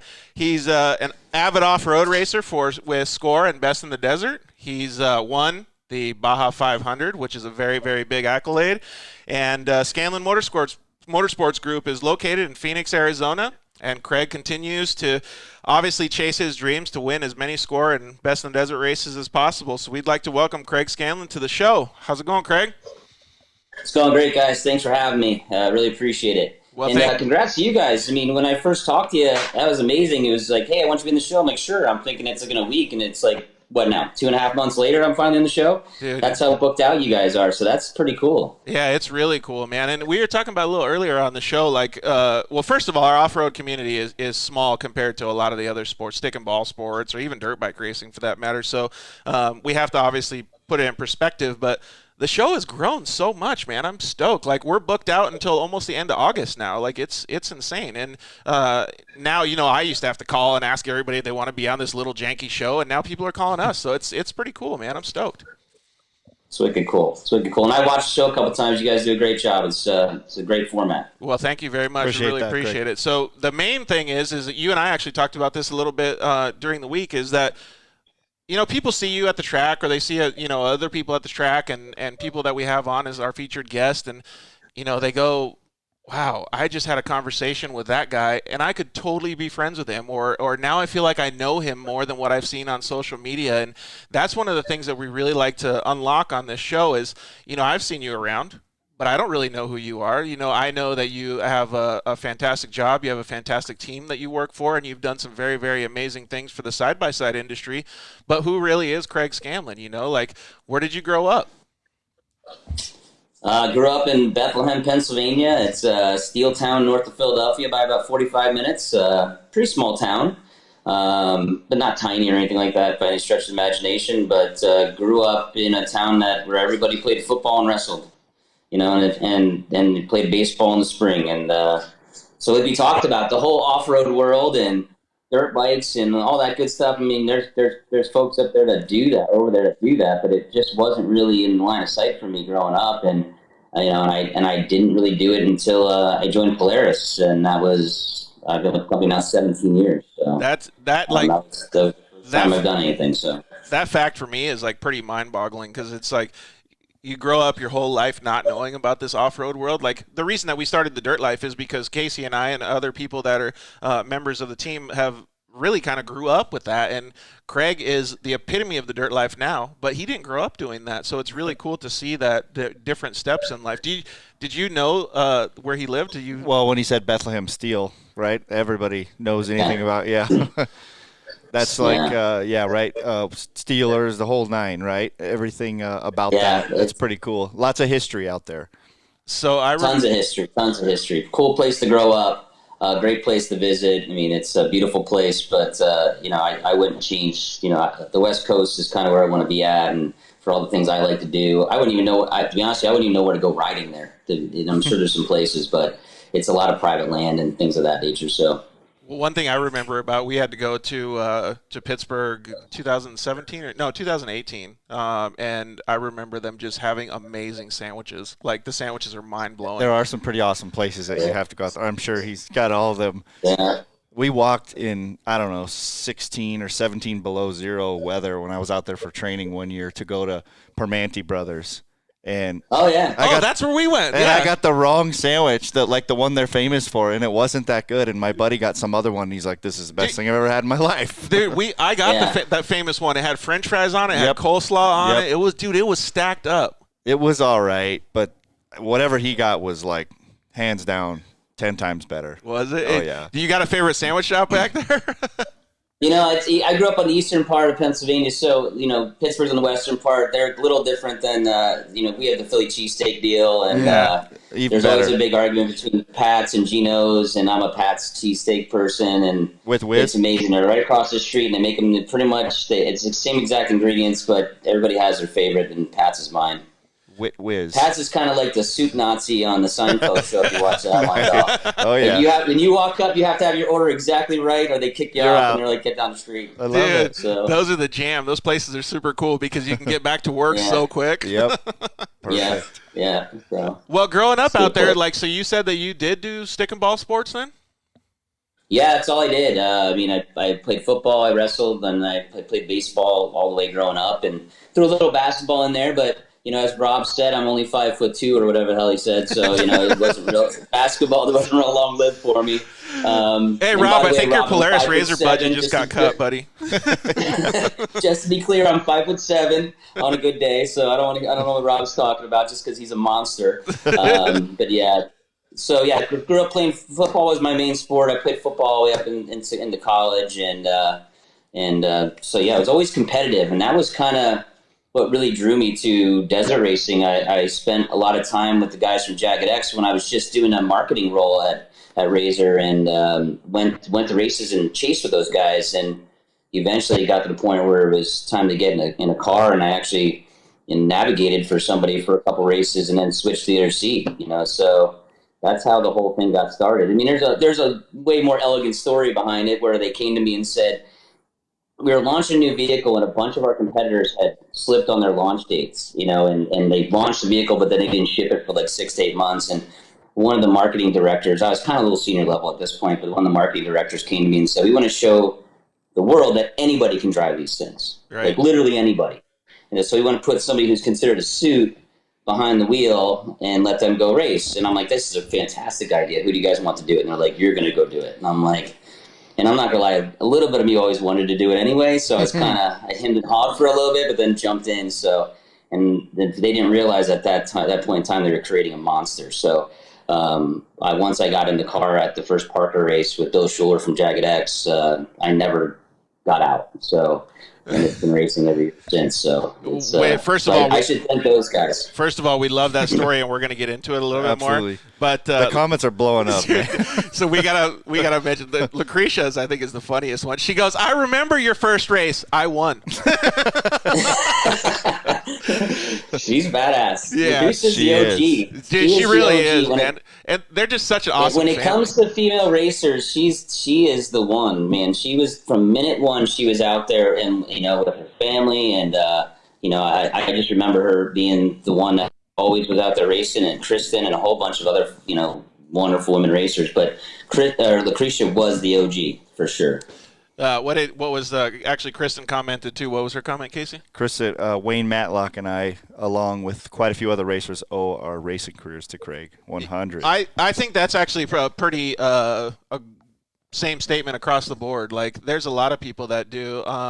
I've had a couple conversations this week with numerous people, Craig, that have knew that you were coming on the show, and they've all said the same thing. Like, wow, I can't believe that he's taken the time to do the show. First of all, it's awesome. And then second, to know that they are really understanding of the level of effort that you put in at the beginning. Like when Polaris said, we want a suit to get in a car. Like, first of all, it is an amazing idea, but that's also a little bit of a crazy idea too. Sure. So to hear them come at it like that and to see the success afterwards, hindsight's 20/20, but it's pretty phenomenal, man.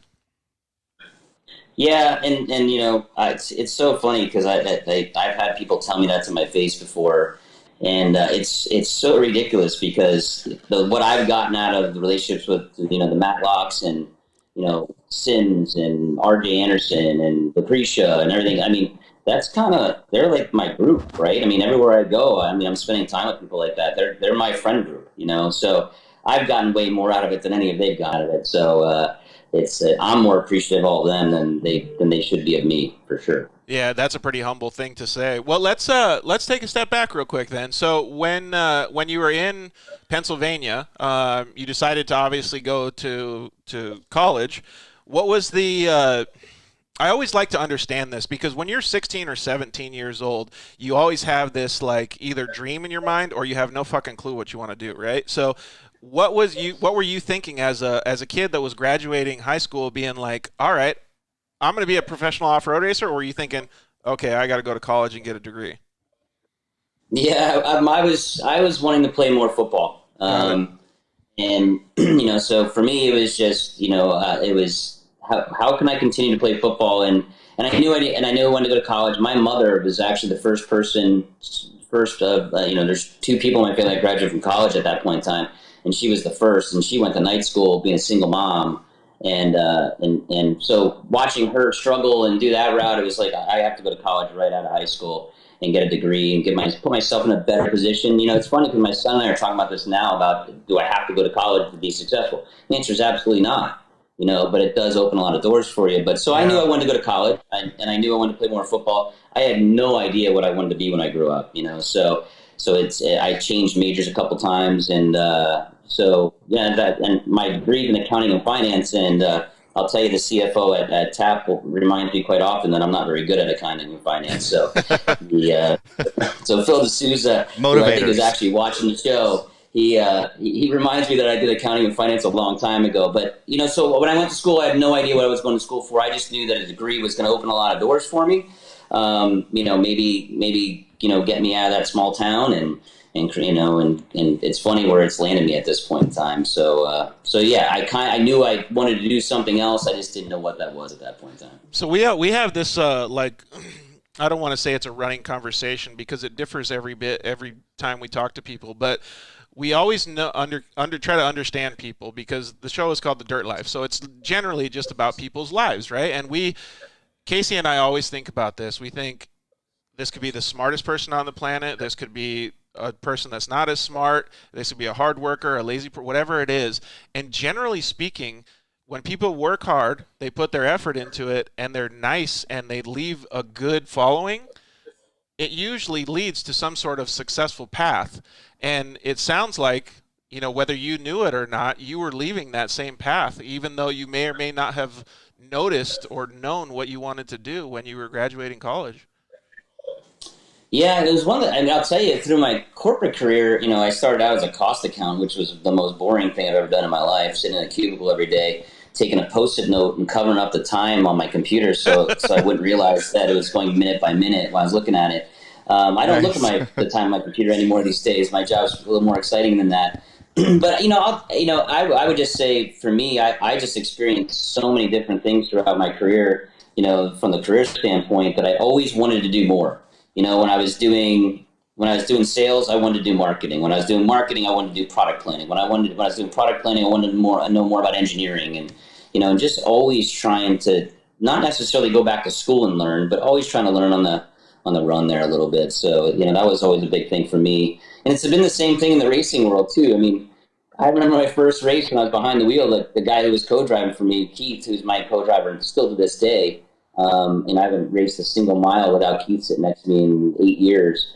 When it got dusty, we were going down Shea Road in Parker, and it got dusty, and I couldn't see, so I just stopped. I'm like, I can't see, so I'm going to stop. He's like, hey, man, you got to go. We're going to get run over here. You're going to get us killed. And I'm like, what do you mean I can't see? So, learn how to drive in the dust. But it's, you know, whether it's in your corporate life or your personal life, just always trying to do a little bit more and you know, kind of expand your comfort level on things is kind of always worked out for me so far. Yeah, and that's the way we always think too, or we always try to see if we can reiterate. A lot of times when we talk to kids nowadays too, is we just always try to make sure that we tell them, always moving forward, like always push forward, just always think about what's the next thing, because you can get so complacent, especially with all these different things that happen in social media and all this content that you can get around you. Like, you never really get bored, so to speak, because you always have so much shit to consume. So and if you're not a little out of your comfort level, you're not moving forward. 100%. Yeah. And so that's kind of the next transition that I wanted to talk about with Craig was, actually there's some comments that come in. Yeah, there's a whole bunch. Real quick before you move on,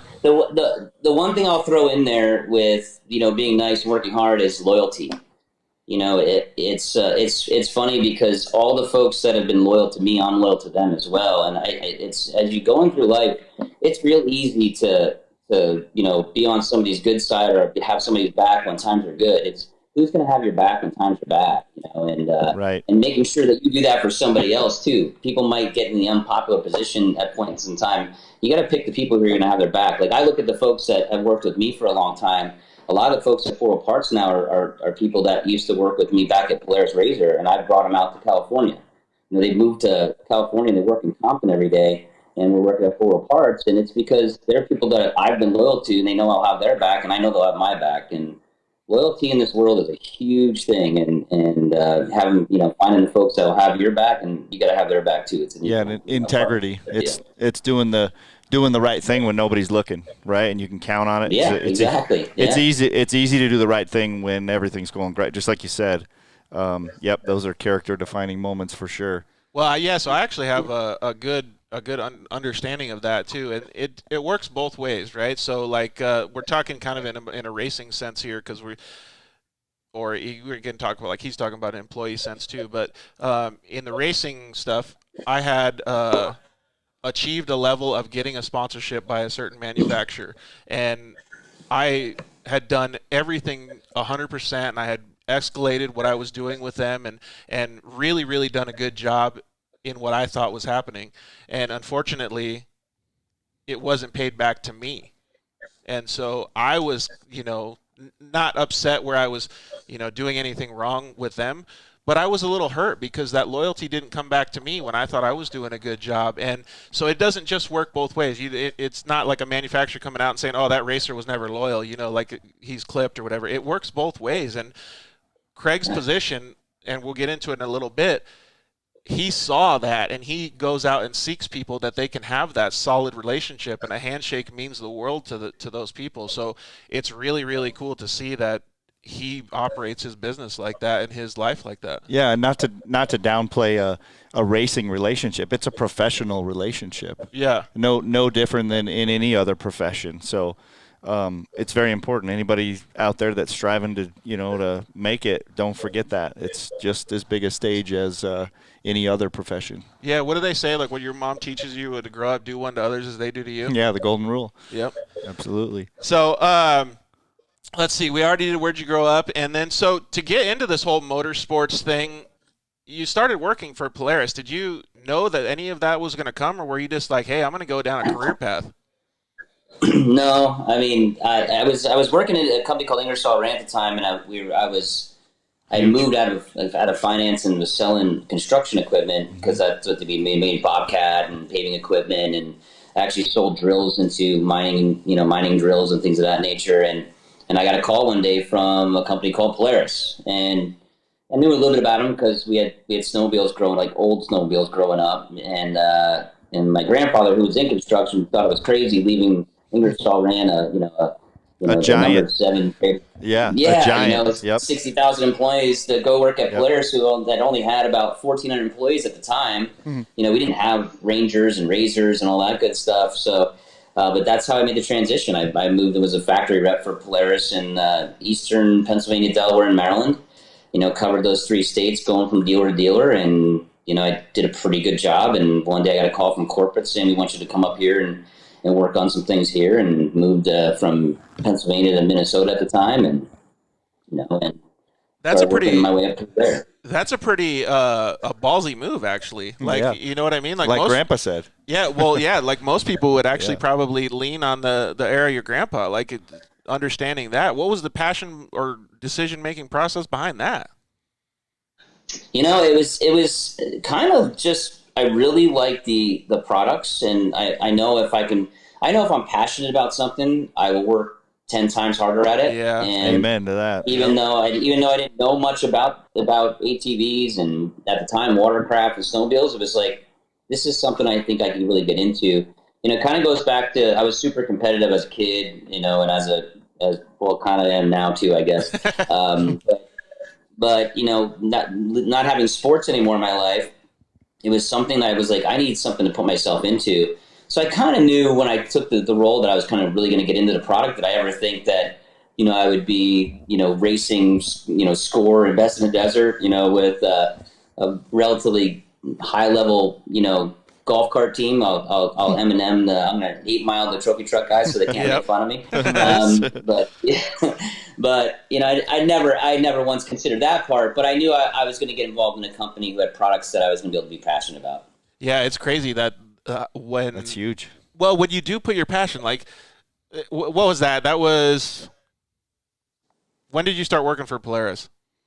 2004. Oh, yeah. Man. So just think about 2002. Sorry, 2002. So just think about that progression. Like if you look at the timeline though, like that progression. Yeah, of what it was to what it's now. Yeah, and that's a short amount of time, right? But so we'll get into that. Are there any comments that you want to say here? There's so many. I really want to catch up on these because everybody's listening. And can you roll up a little bit? Jason Merrill said, "Where's the Wolfpack onesies?" That's a good story, actually. Is that something that we can say on the air? It's just a stupid thing. We wanted to get adult size onesies and wear them to Camp RZR, and I told them if you got them, I'd wear one. So they actually had got me a Wolfpack. They got me a Wolfpack wrestling singlet at one time, and I don't think I was in really good shape, so I couldn't get myself to put it on. That was nice of them. You had to get your wrestling body back. Yeah. Caden says you're always pushing him to do his best in school. It's the most important thing to him, and he's so thankful for that. Yeah. That's really cool. So that says a lot about Craig as a person, because Caden is a Polaris driver, right? And he's a very smart young kid. But his mom is really, really 100% goal oriented. So it's good that Craig is also like that and helps him with that. Rightly so, for sure. There was a couple of choice wrestling comments. I don't know if we want to go back to them or not. One of them was Rob. It was pretty funny. Yeah, we'll leave that one out. Yeah, you can just read those last ones. Blake Vanderloo. Yep. Let's see. Oh yeah, professional relationships. Yeah. Oh, yep. In that case, I have no Craig stories. Professional, right? Right. Robert. I like to have a little bit of fun every once in a while. So. I'm sure there's quite a few stories out there. The Caden one, going back to that one real quick, is when I started my team, I wanted to bring we called it Scanlon Motorsports Group for a reason, because there's only one of me so far, and it was like, let's grab some junior kids and bring them in. Caden was the very first one, because he was always the kid at every race would come up and want to get a picture taken with me. But it wasn't just that, it was his whole family. He'd come up, but he'd have a real conversation with me, and I was always so impressed by him that he was the first kid we brought into SMG. As one of our junior racers, and now we have 5. And we also actually this year started a junior race program we call it the Offroad Parts Futures team, and Cash LaCroix and Caden and Ethan Groom and a bunch of kids that we brought on, and we're paying them money, and they're part of the Offroad Parts official team and also part of the SMG team. So Offroad Parts pays them, and then I pay them separately. And the only rules we have for them, they said, well, what do you want our logos to look like? What do you want this to look like? I said, I don't even care if you run a logo. There's 2 things you got to do. If I get a bad report from your parents that you're not behaving and being nice to your sisters and brothers and not being respectful to them, you're out. Awesome. The second one was every quarter I need to get your grades. Oh, cool. And Caden was the first one I did that with, and it was every single quarter, if I don't get your grades and they're not suitable, you're out. So those were the 2 big rules we have. And outside of that, I don't even care if they run a logo. It's about them putting themselves in a better position for the future. Everybody says, what's the best way for me to be in a position to pay for myself to race when I'm older? Well, get yourself a good job so that if you want to be able to pay for yourself, you can. Yep. There you go. And sponsors will come at that point if you're doing well. So yeah, and if the passion's there. Yep, like you say, and representing yourself in the correct way. Yeah, I agree with that 100%. We've talked with it a little bit, and you might be able to expand on this. I'll run through an example because it was me personally. So when I wanted to get into short course racing, I didn't have the opportunity to do it because it was so financially draining. So I worked with, I have a little advertising agency, and I built websites and stuff, and I worked with Casey Curry for a little bit. He let me drive his Pro Light truck, and I said, wow, I really want to do this. And this was kind of the same time you started, like 2008, 2010. Spokane area, and I go, there's no way I'm going to be able to afford this. So for me to be able to get into it, I had to do something that was, I don't know, mind altering or whatever you want to call it. So I decided, since I can't walk very good, maybe I'll try to ride my bicycle as far as I can. And so I started riding my bicycle, and I had to work on this. I had a goal in the end of 5 years to be able to get somebody to help me pay for a side-by-side. I saved up half of the money, and I saved up, and I got a company, Supercuts, during that 5 years, which is a haircut chain, to give me the other money to be able to pay the other half. And I bought a Polaris RZR UTV Wolfpack car. And so it took me 5 years to be able to get to that point where I could actually afford to actually buy a side-by-side, let alone race it. So it was really cool to have those people that were very like-minded like you at the UTV Wolfpack to take me under their wing and to show me all those things and understand that I worked that hard to be able to get to that point and that I was going to put in the effort to do it. So when you say stuff like, I don't care if you run a logo, that's the same stuff that the Wolfpack guys said. They just said, work hard. Right. So it's really, I love that, and that's awesome. That's a great story, and it's very important for a lot of people to hear. You set yourself a goal, and it didn't happen overnight, but you worked towards it. You never gave up on it, and I think there's just so much now where folks go out and they race one race and they go, "Where's my sponsorship?" And it's not just about that one race, or it's not just about, "Hey, I'm a really good rider, and so now I'm going to go race next year. I need you to sponsor me." Go out there and earn it, and put the work in. And, that's the best folks on the Polaris team that I see. They're all people that have spent years racing and building themselves up and putting a lot of blood, sweat, and tears and their own money in the programs until they, and we're not talking about people with millions of dollars either. We're talking about people who, will, work all day turning wrenches and then go home all night and turn wrenches. And those are the people that I find to be the most successful, because once they do get a little bit of funding, holy crap, they take their levels that much higher, Level and their up. programs go through the roof, right? 100%. And that's what is nice to be able to understand. And we'll talk about your path that you went on too, but it's nice to be able to understand that about you, that you can actually see through the glitz and glamour of what people try to put, like I said before, people want to know more than what's on social media, and that's what you look for too. Oh, thank you very much for the comment, Jason. He said that George busts his ass to race. I really appreciate that. What were the other comments that came in? To that point, Robert Blanton chimed in and said, "You've always been willing to step out of your comfort zone. It's easy to toe the line. It's difficult to seize an opportunity outside of the comfort zone or to blaze a new path." That's pretty cool. That is really cool. I wonder if do you have any examples of that that comfort zone? I would assume that them telling you that you had to get into a Polaris RZR and be the suit, like you did in quotes, even though you wanted to. Was that throughout my whole life, it's all. See, I always tell people to take calculated risks. Right. Taking blind risks, I don't necessarily recommend, but calculated risks, leaving accounting and going and saying, okay, I'm going to go into sales now. Not necessarily something that most people do, but for me, it was a calculated risk. Moving from, being out and being a factory rep for Polaris and moving all the way halfway across the country and taking a corporate job at Polaris, that was a calculated risk. Leaving Jagged X when I was racing for them and starting my own program, that was a calculated risk. There's just, I would just tell you, if you feel a little bit uncomfortable, feeling a little uncomfortable is great. Feeling massively uncomfortable all the time, that's not a good recipe for success either. But a little bit of discomfort, a little bit of stress actually makes a lot of people better. So, and it makes you able to take your stress levels up. Meaning, everybody's always like, how do you handle 1,900 employees, and then you in the race program, and two 14-year-old and 11-year-old son, and how do you handle all of that stuff? And I'm like, well, I don't handle it well all the time, but I think over my career, the stress has gone up, and I've been able to. It's like a muscle. I've been able to build up to it. Like Jeremy Merrill has massive biceps. He didn't have massive biceps the first time he picked up a weight. He built up to those biceps. I've done the same thing with stress levels, and I think if people would just take a little bit more stress, not from 0 to 100, but just keep knocking it up. Before they know it, the stuff that used to stress them out doesn't stress them out anymore. That's true. Dude, I agree with that So 100%. I grew up like following him in racing motocross, following Casey sitting right next to me racing motocross and stuff. And the things that he would do would always stress me out because I would be like, now I have to do that, or like, what the heck, man? So he was a really big I don't know, culprit of me increasing my stress level all the time. But I can agree with that wholeheartedly. Instigator. Yeah, instigator.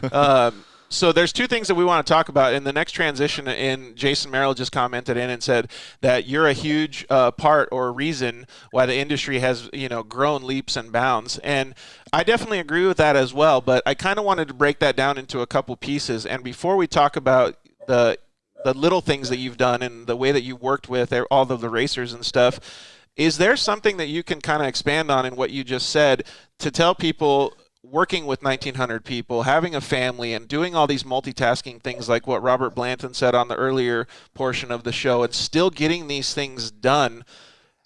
Does that help, or is there any transition that helps SMG or the racing program? Like, can you plug them together? Yeah. I mean, my boys, just recently have started spending a lot of time with me in razors and things like that. So that part's starting to cross over. And now that the boys are getting older, going down to Mexico and tree running and racing is going to be something we're really excited about. But to be honest, I mean, I'm very lucky. I have a great team down in Glendale, the program's pretty much run by Keith Redfern, my co-driver. And Greg Forsberg is my chief mechanic, and he works on the car. A lot of what I have, I mean, I have a great team at Auto Parts. I have a great team on the race team, and I would be zero without either one of those teams. If I had to do everything at Auto Parts, that place would be a disaster. If I had to do everything for the race team, that would be a disaster. And the fact that I've been lucky enough to have relationships and find people in both areas that have made me be able to do the things I love to do is just a blessing, so to speak. And but as far as the racing stuff, I mean, Joey D, it's funny because he always explains it. He explained it to me the best last year. If I was to take vacation and go sit on a beach, I would pull my eyeballs out by the second day. Yeah. He said, because I would be thinking about work and all the things I have to do and all the things I didn't get done and all that good stuff. He goes, you need to be in a race car, with zero chance to think about anything else except that race in order to relax. He's like, that's your getaway. So racing, the blessing of it has been. So let me interrupt you real quick. That. Have you seen the Laird Hamilton documentary? Oh yeah, I saw it in person when they launched it at Cameron's place. Yeah. So what you just said is exactly how he operates. It's exactly the same way. Like, there's a lot of people in the world that are very, very similar to what Craig just said, that unless you have a complete focus on where you're going, you can't really relax, and we just actually had somebody just chime in too. I don't know how to pronounce his last name, but Jason Stilgabar. Craig is so focused and driven. It's inspiring. So goes along with what you just said wholeheartedly. Appreciate that, Jason. Jason's a good dude. Jam and Jay. Jam and Jay? He just did my he just photographed my '68 Bronco out of Johnson Valley a couple weeks ago. Dude, I want to talk about that thing. That's for sure. He's the one who got me to get it dirty. I wasn't going to get it dirty until he kind of coaxed me into it, and I fell for it. I fell for peer pressure that day. Dude, so there was so much dust in some of those videos and stuff. Were you just covered? Yes. Oh, yes, man. Yes. and the inside of the vehicle was pretty covered too. Thank goodness for detailing. That's crazy. So, yeah, I'm sure that the inside of the car was hammered. Yeah. Well, I didn't mean to interrupt you if you had a train of thought that you were going on there, but it's pretty awesome to see that and to understand that. And for me especially, because I've been thinking about trying to get in the race car to give myself a little bit of therapy again. I'm a little scared, honestly, and not scared because I don't think that I want to do it. It's because I'm a little bit scared of maybe kind of like what you thought when you first got in your first race car, like, what if I make a mistake, or what if I can't do it the way I used to be able to, or what's new, or these certain things that are going to pop up. And I know that you've had those same things happen in both racing and your professional life as well. So what advice can you give me or some of the people that are watching to be able to push through that? Well, I think there's different levels of success, right? I mean, if you're Wayne Matlock and you don't win the Baja 500 next month, that you view that as a failure. But for other people, it's just finishing the Baja 500. Yeah. Or Ironmaning a race. And I set different goals for my team too. Our first goal is to win the race, and then as the race is going on, all right, let's get on the podium. Let's get a top 10. But there's been other races where it's like we've blown 6 belts and because we didn't have the clutches lined up right or something like that, and it's like it's like we're going to finish this race, and we and we might finish dead last, but we're not going to put the car on the trailer. So I think for anybody racing, set a goal that you can hit, not a challenge, but something, and something that you can control. Like you can control finishing a race. Right. Your first time out, I'm going to finish, and then work your way up from that. My first time out, I was like, I'm just going to try not to get myself killed here or get anybody else hurt, and I'm going to finish this race. And before you know it, the third pro season we were in, we finished third on the podium in Best in Desert in points, and we did a lot in between there to get better. But it's just set a goal and go get it, because that's the beauty of racing. I love racing because, in a side-by-side race, in some of the races, there's 100 side-by-sides to line up to. There's only going to be one winner, so it's going to be hard to win. So you got to figure out what works and set a goal and go for that goal, whether it be finishing top 10, top 3, whatever. Yeah. I'm losing you guys. We're good. We had a couple comments coming in, so we were checking them. There's actually, you got me thinking. I'm thinking a lot here. Robert Blanton's comment isn't directly related to this, but it's still the same thing. He said, racing is a getaway, and he would put a question mark on that. And he said that's exactly what adrenaline therapy is for those veterans as well. And we got a couple more. Thank you very much, Kristen, for giving me support. Lucretia said that her goal is just finishing Baja. That's a win for her. And Seth Quintero just commented in too, Craig. So first of all, it's really cool to see all these people so supportive of you. It's really nice to see. And one of the things that I actually forgot to mention before when you were talking is when you talk about having a great team and all that, a lot of that is related. I actually told Casey the same thing last episode. A lot of that is related to the way that you deal with them. You deal with the people, and you have to really give yourself a pat on the back sometimes. Like over the past year, since I've had so many injuries and so many different things happen, I've been on an emotional roller coaster. So I'll get up in the morning, and instead of being a cocky asshole, I'll just give myself a pat on the back and be like, dude, you got this today. You really did good. Like, you're doing an awesome job. And I think that a lot of people on your team, a lot of people like yourself, really do that very, very well. Yeah. Whether it be at work or the race team, and I'll tell you that my race team, the guys from Arizona, they it's crazy to me because everybody's like, you must pay these guys so much money to go out there and race, and I don't. We have lots of Coors Light.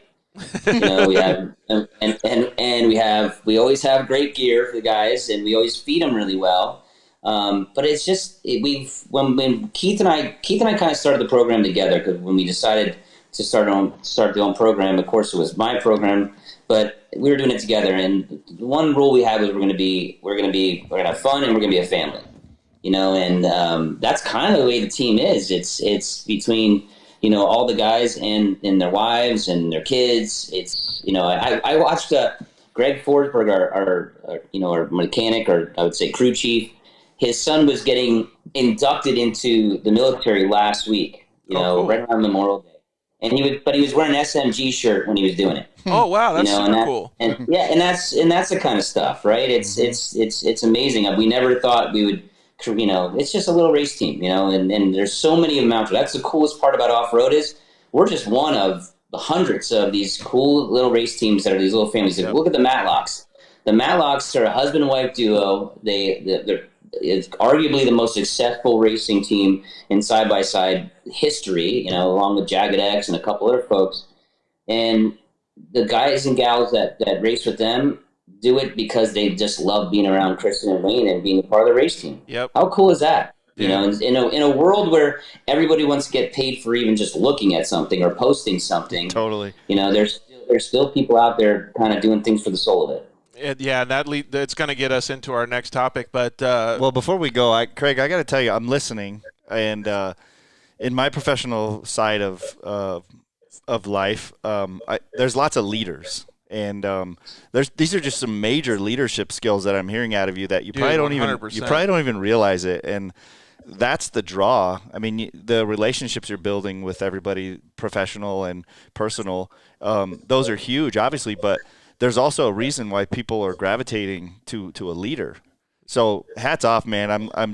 I don't know that matters or not to you, but I'm listening to it and I'm like, No, wow, it means a lot. It really, it's there's a reason why you can have, what is the number, 1,900 people yeah, believing in the goals you set. So it's huge, man. It's again, hats off. it really is. And then so to go I appreciate that. Absolutely. to go into what one of our listeners said, Alfonso said, what is something that you would recommend to someone that's wanting to get into the industry? Well, I think he kind of answered your question a little bit, Alfonso, right there when he was, making the last statement. Is a lot of the guys that are in the industry, and I know he's asking because he wants to probably be in the racing portion of it, a lot of guys just go to the races. They hang out. They help. They just have a good time. And then, maybe something happens. If not, then they enjoy themselves. And Alfonso, you get to go with me to Texas this next month. So enjoy that. Have a good time. Do a good job and see where it goes, man. And to their point, and the proof's in the pudding here with all these thousands of comments that I can't keep up with. Sorry, everybody. Is that Alfonso? It's about the relationships. 100%. 100%. And I'm sure Craig would attest to that. Yeah, we want you to finish well, but at the same time, did you represent the brand well? Did you represent yourself well? Did you represent your partners well? As you always say, More Casey, important. do you come back from the moto and throw your helmet? Like, that's Never. the worst thing to do ever, man. Absolutely. Yep. Never, ever throw a temper tantrum when you don't win a race. Well, just do what you're doing like the whole industry with one set of eyes is looking at you. Yeah, dude. If you thought that every time you did whatever you're doing, you'd make the right decision. Well, unless the person that said that he wanted to say some stories about Craig, who was that, Blake Vanderloo? Yeah, Blake doesn't get a voice in this show. I'm out if Blake can start talking. Sorry, guys. So, as all this stuff is so meaningful, I'd like to get onto a subject that's a little bit more cooler in my mind that I really want to know. So, how did it feel to put in all that work with the race team and to have your guys sit on the top of the podium at the Baja 500, man? So cool. It was a weird deal, too. We didn't find out until the next day because, the Murrays and unfortunately had a penalty. And we were in second, but the next day we found out I was literally in La Bufadora in my rental house, and all the guys in the team had taken off to go home. And then Score called me and said, "Hey, by the way, you won." Oh, what? I thought, it was like, it was one of those where you hang up on your buddy and say, "Screw you." Yeah. Talk about. So we literally, found out on the ride back, and we later had a big party at the race shop, which was behind Keith's house in Glendale, and properly celebrated it privately, I would say. But it was one of those deals where it was so funny because leading up to that race, we had so many issues with the car we were racing then, and Keith, my co-driver, and Greg and those guys it was just so many sleepless nights, and they were so stressed out. It was getting to the point where I'm like, man, I'm taking my best friends in the world and putting them through hell, and is this really worth it? Should I just sell everything and buy a badass pre-runner, and we should go pre-running and then go home when the race starts? Yeah. And it's so funny how things happen too. It's like, the whole never give up thing and stuff. But then, out of nowhere, that race, I had in my head that day, it was like, I'm going to race smart. And somebody else that I was pre-running with had said, just be smart, and don't try to win the race in the first 100 miles. And we kind of just raced a little differently than we had raced before that, and our team all day long, they said, you're top 10. You're top 10. I'm like, how are we doing? Top 10. You might be 7. Even when we were coming into the infield to finish the race, because it started at Stero, we were coming in the infield, and they said we were 7. And Keith never lets me jump the car. He never lets me have any fun in the car. He's always next to me and saying, "Chill out." Protecting the baby. infield there, the infield there is kind of a little bit more like a Lucas course. Yeah. So we got into the infield at the very end of the race, and he's like, "All right, go have some fun." And I go into a kind of a 180 turn, and I put it up on two wheels, and it bikes for a while, and then it sets back down. He said, "Okay, no more fun for you." and we literally had won the race by 30 seconds, I think. A 13 and a half hour race, and we won by 30 seconds. Wow. And if we'd have put the car inside, totally.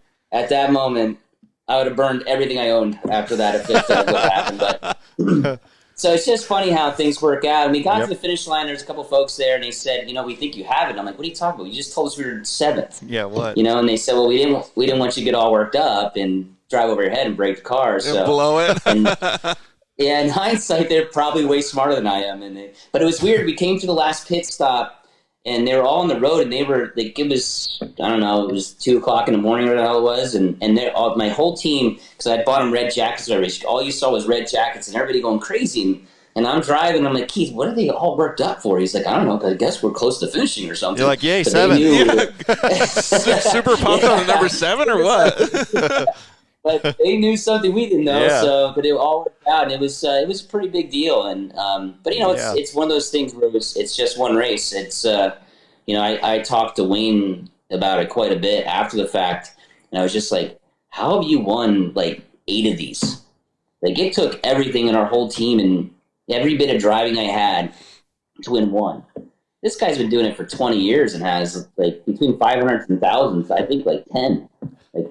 Man, I don't know how some of the folks that, and you go to like the Larry Raglins and all those folks that just have multiple ones down there. I mean, for me, that's a career achievement there. And for other folks, it's just what they expect. And it's funny because now, for most people, it's bucket list. We're kind of expecting it, Dude, you should though. You deserve it too. You deserve to be expecting that though. One thing that I want to say though is like kind of expand on what you were just talking about. Like, you still you put a lot of work into getting to that point. It was 3 years in the making? Yeah. Yeah. So it's pretty crazy. I mean, like, that's a lot of hard work. So rewarding for that whole team, that everybody put into that. Rewarding, but just think about how many times they went home, crying about it. Like, "Oh man, we broke," or something happened. Like, and then they finally get the victory. Like, I just wish that everybody was still there down in Estero when you got that phone call, dude. It would have been epic. I know. Did you turn it around on them? You should have turned it around on them. You probably did. "Hey guys, 7th or 2nd or whatever. How about we win?" I did call Keith, and he was in the truck with a bunch of guys. I'm like, "Yeah, apparently we got penalized, and I think we ended up like 4th or something like that, man." And he was like, "Really?" And I'm like, "No, we actually won." They didn't even know what to believe. So. But no, it's one of those things too. It's now it's kind of, we have a new car. We raced it at the Mint. We're dialing that thing in, and we're kind of ready to go. And with me living in Minnesota before this, I never could really put the time in to go pre-running in Mexico. And I'll tell you, the pre-running is so important. I don't know if you guys know Erica Sachs, who has Waypoint Navigation. We pre-ran with her last year, and her notes. So we pre-ran a lot. And then on top of it, we bought notes from her. And if anybody wants a leg up or wants to get ahead at all, I mean, having every little bit you can get. I mean, but the work she does to kind of really mark things off, and along with whatever you mark, really helps out. So she helped out a lot. I mean, there's a lot of people that went into it. But we're super excited now that we can actually race score, because now living in California, it's just a hop, skip, and a jump to go pre-run. Whereas before, I'd be flying from Minnesota to Arizona, get in a truck, drive 7 hours to Mexico, and just didn't work out. So we always just race best in the desert. So we're super excited to race a full season in Mexico this year. Yeah, and it's not like you weren't busy. If it ever happens, that is. Yeah, that's cool though. Well, isn't the 500 at the end of July? Yeah. Yes, I think that's still happening, isn't it? For sure. Yeah, that's what it sounds like. Yeah. Super excited about it. That would be pretty good. Do we have some comments come in, Case? Yeah, the Matlock boys say hi, Wyatt and Clayton. Say hi to Craig. Oh yeah, and Caden Danbury also says that was a well-deserved win. Well deserved. Just imagine, Caden, like if you were racing in the desert racing scene instead of works or short course or something, and you had to wait 3 years to get a win, man, that's got to be pretty gratifying. and if you do, you got to do the same thing that Craig did and do the Big Daddy with the little kid where he's got the cards. Yeah, like 3 and a 5 and a 4. I win. That's what I was thinking of when you were saying that. I win. What's the name of this game? Yeah. I win. See, the coolest part about some of the cooler things is like that race, the number of people that texted me and called me, and the next day just driving back, just how many people, because we've finished on the podium and stuff before, but a number of times, and we've gotten close, we just never gotten through, and the number of people that reached out meant so much to me. Caden is one of them. Caden was doing video messages to me until like 2 o'clock in the morning. He's on the couch and he's half asleep. He's like, "I think you're gonna do it. You're looking really nice." And it's it's so funny how the little things like that really make a lot of this stuff for me. So it's cool. Yeah, and Billy Slade commented in, Craig, thank you for being such giving such insight into the person that you are and being such a stand-up guy for the racing community. Well, I don't think he's just a stand-up guy for the racing community, because he has a few people that help him out in his team at Four Wheel Parts, and when he has working at Polaris too. So and here's probably a blast from the past. Bob Hawkinson said, "Lots of fun memories shared here tonight. I miss hearing Craig stories from the road on Monday mornings at the office at Polaris." Yeah. Bob, the company he works for used to shoot, well, they still do, but they used to shoot all of our videos and commercials for RZR. Like if you saw a launch video for a new RZR or a commercial, Bob's team was the one that did that. So we would sit down and have a lot of creative meetings. And Bob's another guy. Like he's back in Minnesota. He has no idea what the whole off-road racing world is or anything like that. But every single time I was going to race, until this day, even though we don't really work together anymore, he'll always say "good luck today," and all that good stuff. Oh, so sweet. Racing's kind of a cool way to stay in touch with people too. It's not just. Yeah, that's super cool. Kristen also said, Erica Sachs from Waypoint Nav. It's neat to have all those people around you and to be able to understand that, man. Lane, I can relate to that too, because when I started doing the Lucas stuff, I didn't really know about like desert racing. I kind of just knew about the Lucas stuff because of my motocross background. And I was like, man, who can I, have help me? And then when I got the opportunity to buy that car from the UTV Wolfpack, I'm like, I'm not building a car. I'm not doing anything. I'm just going to listen to these dudes because go with what works. Yeah, they already were winners. I mean, they won, I think, 6 or 7 championships for Polaris, and awesome. And they did a really good job. So it was really, really cool. So when Craig's talking about having good people around, even when he just mentioned Erica's name and the Matlocks and stuff, like that stuff is just amazing to be able to surround yourself with such good people. Well, think of back to Bob, the photographer guy or whatever he was. I guarantee you, him being around you, you just kind of it probably just came out of you that you were so passionate and so driven, and you were going to do it the best you could, that I'll bet every time you guys worked with him, he did that shoot the best he could ever do it. Just when you're around those kind of people, that's those leadership skills again. Dude, I kind of wish I heard some of those stories that Bob's talking about. Yeah, well, there was probably some meetings where they got very frank feedback. That's all I can say. It was those videos were always fun because it was weird because I was one of the few people that in the room from a marketing perspective that knew exactly what the car could do. Right. And I'd be like, make it do this. And they'd be like, I don't know if you can do that. I'm like, I'm pretty sure you can. Yeah, you can. So. Well, since we're having so much fun talking about all these stories, maybe you can answer a couple questions like, what's a normal day not going to work for Craig Scanlon like? I mean, you enjoy spending time with the family. You guys get to the lake. You guys go fishing. Like, what do you guys like doing? Well, I mean, so it's my 2 boys and I, my youngest son is into theater and music, so we spend a lot of time doing that. Cool. It's funny because he's now having singing lessons online, so it'll be like a Wednesday afternoon, and I'll be sitting downstairs, and I could hear like this little angelic voice, and I'm like, where is that coming from? And I forget that it's him with his singing coach. Nice. My 14-year-old's super into basketball, actually. From a 14-year-old perspective, I mean, thankfully he's taller than me, but. From a 14-year-old perspective, I know, right? he plays AAU basketball, so we spend a lot of time doing that. Thankfully, it sounds like they're going to get back into practicing, but he's had a personal trainer and personal basketball coach every day at the house while we're going through all this stuff. But normally it's me driving to Compton every day, which is an hour out and an hour back, working in the office and doing that stuff. But since we've been on the lockdown here, I've been working here in Yorba Linda every day. And spend a little bit more time with them. Yeah, and typically, it's funny because I still work for Polaris, so I have to be involved in all the corporate meetings there. But I also run a company that's on the West Coast, so typically my days, it's like the Polaris meetings start at 5:30 or 6 because they're 2 hours ahead of us, right. And they could give a rat's ass if I live in California or not, so they still have their meetings then. Right. So I start early, and then it's weird because then I end late because we work out here on the West Coast, so it's typically long days. It's I would say it's probably not as glamorous as everybody probably thinks it is with the fancy title and all, but. Just a lot of work. Yeah, I can only imagine. We had a couple more comments come in. Amy Quintero said, hey, Craig, Robert Blanton's laughing his ass off. This next one's pretty good. Yeah, go ahead and tell him what Blake Vanderloo said. He says, without Craig, most of us would still be driving Yerf dogs on the farm. That comment is pretty true.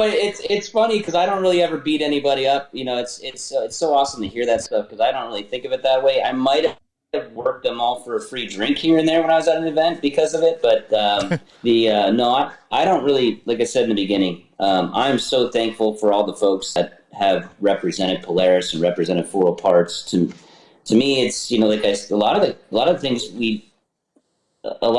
we did weren't really. I didn't have a ton of contracts. I remember when I was leaving, to come out here, I had to write down a lot of contracts because I didn't have a lot. It was always, here's the agreement. We shook hand and then we lived up to it, and they lived up to their end of the bargain too. And people were always like, well, what do you want here? I'm like, well, if I don't feel like I'm getting the value out of you, you won't be around, just like you won't be with us if you don't feel like you're getting out of us either. So, but it's just so fun to hear those folks that think that because I think the exact same about all of them. So it's very fulfilling. Well, I wanted to bring up, and hopefully you can tell our audience, one of the stories that you told me earlier this week was that you remembered a race that you had. I think it was maybe the first race that you were driving with the Jagged X guys, and Brandon Sims passed you guys? Yeah, Silver State. Yeah, Silver State. And Brandon and I still joke about this. I saw him in Needles for Memorial Day, and Brandon was a hot shot. He was, just coming on the scene, and he passed me up through the woods like I wasn't even moving. And I'd like to tell you that I flat or something like that. I didn't. He was just way faster than me.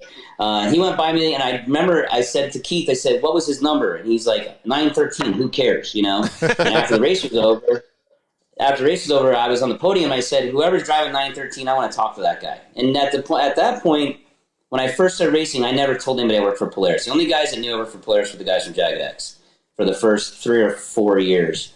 And that's a long time. I walked up to Brandon. Yeah. Incognito. Yeah, because I kind of just wanted to learn what was going on before, I was embarrassing everybody at Polaris. So I walked up to Brandon. He was with all his buddies, and he had won, so they were celebrating and stuff. And I said, hey, I'd like to talk to you at some point in time. And he was like, yeah, sure, whatever. Little 5'7" guy, walk away, He's like, are you the guy that was out there looking for parking? yeah. So 3 days later, I got an email, and it was like, hey, buddy, this is Brandon Sims. I think I met you at the race. And oops. I didn't know who you were at the time. Yeah, and but no, it was just funny because that's when he realized I'd worked for Polaris, and when I said I want to talk to you, it was something that was super real. And I think we inked a deal then, or we agreed to a deal then, and he's been a factory guy ever since. Do you have any? You want to talk about a guy like that? When we talked about it earlier, it's like work your butt off, go earn it, and then good things will happen to you. Brandon and his dad run a garage in Prescott, Arizona. He'd gone racing, paid for everything himself, had a group of his buddies, and Bailey supporting him, and they went out and they kicked butt, right? And then we started supporting him, and he just got better and better and better and better, and that's, there's all these little series and stuff like that. You can go run and kind of refine what you're doing, and it won't cost as much money, but he's exactly how you should do it. Yeah, 100%. You want somebody to look at. Brandon Sims is one of them. Yeah, he had some super laser focus, too. I just think those stories are cool because that's one story that you've told us and you've shared with your audience, but there's 3-4 years worth of stories like that everybody else has with Craig that hardly anybody knew, man. And that goes to show, like, the development of an industry and the development of a genre of racing couldn't happen unless you had a leader, like you said, on the forefront of that. That's pretty freaking cool, man. To be that key person in that, time frame, that's pretty cool. Yeah, and not to want anything out of it but to help. Yeah. We have a whole bunch of comments coming in. So, Case, can you read some of these? Yeah. Lucretia said that was me, a handshake deal. Yep, handshake deal. Heck yeah. Robert Blanton said, next drink is on me, Craig, and also drinks for all my off-road family watching The Dirt Life, except you, Caden. Go do your homework. Yeah, Caden, you got to do your homework. And be nice to your sister. Yeah, for sure. We got a bunch of good comments in. What's the best way for and this was Sean Kelly, he said, what's the best way for a team to approach Polaris? Well, Brett would be a way better guy to ask at this point, but I would tell you, if you build yourself a real resume, and what I mean by build yourself a real resume, I would actually go out and do it, get it, in race and have a real program put together, and then actually build a race resume, a written one, and and email it to the folks, Brett or anybody else at Polaris, and don't do it if you're looking for help for next season. Do not send it to them in November, December. That ship has already sailed. Right. Yeah. You got July is when they start looking at July, August is when they start looking at stuff like that. I think the key of what you just said is make it a real resume. Don't make it just like, oh, I'm this racer guy, I've done this. Like, show them that you've put in the work. Show them something substantial. Like, make them understand that you're not just on a stack of resumes. Make them understand what type of person you are. Make them be the 913 that Craig remembers passing him down the course. Like, do that. You have to be able to stand out for sure. Yeah, for sure. I think, to be honest with you, I think right now in side-by-sides, I think the NA class and the rally classes, and there's so many classes that are popping up that might not be as expensive as trying to race Pro Turbo, because Pro Turbo is going to be pretty darn expensive to be, competitive at it. There's a lot of classes popping up and a lot of races that you can go and do, and it doesn't cost you a fortune. Like the rally class is awesome. Go get some wins in rally class and keep building your car up. And plus, it looks fun. And yeah, I was actually thinking about doing it for Silver State because, with all these races stacking up, I can't race the real car there and then get the Baja and then get to Vegas to Reno. So I was like, maybe I'll race rally class. I called Donald from Best in Desert. He's like, we don't have a rally class at Silver State. I'm like, you should have one. Yeah, definitely. So, yeah. But, rally class is a great one, and the RS1 stuff is great. Yeah. And I would say just getting yourself out there and getting started. Blake Vanderlip keeps throwing these little, I know these are like secret things. I'm sure. Oh crap! We've got more comments coming in. He said "salt of the earth" and a hot girlfriend, so that must be some inside joke too. I guess.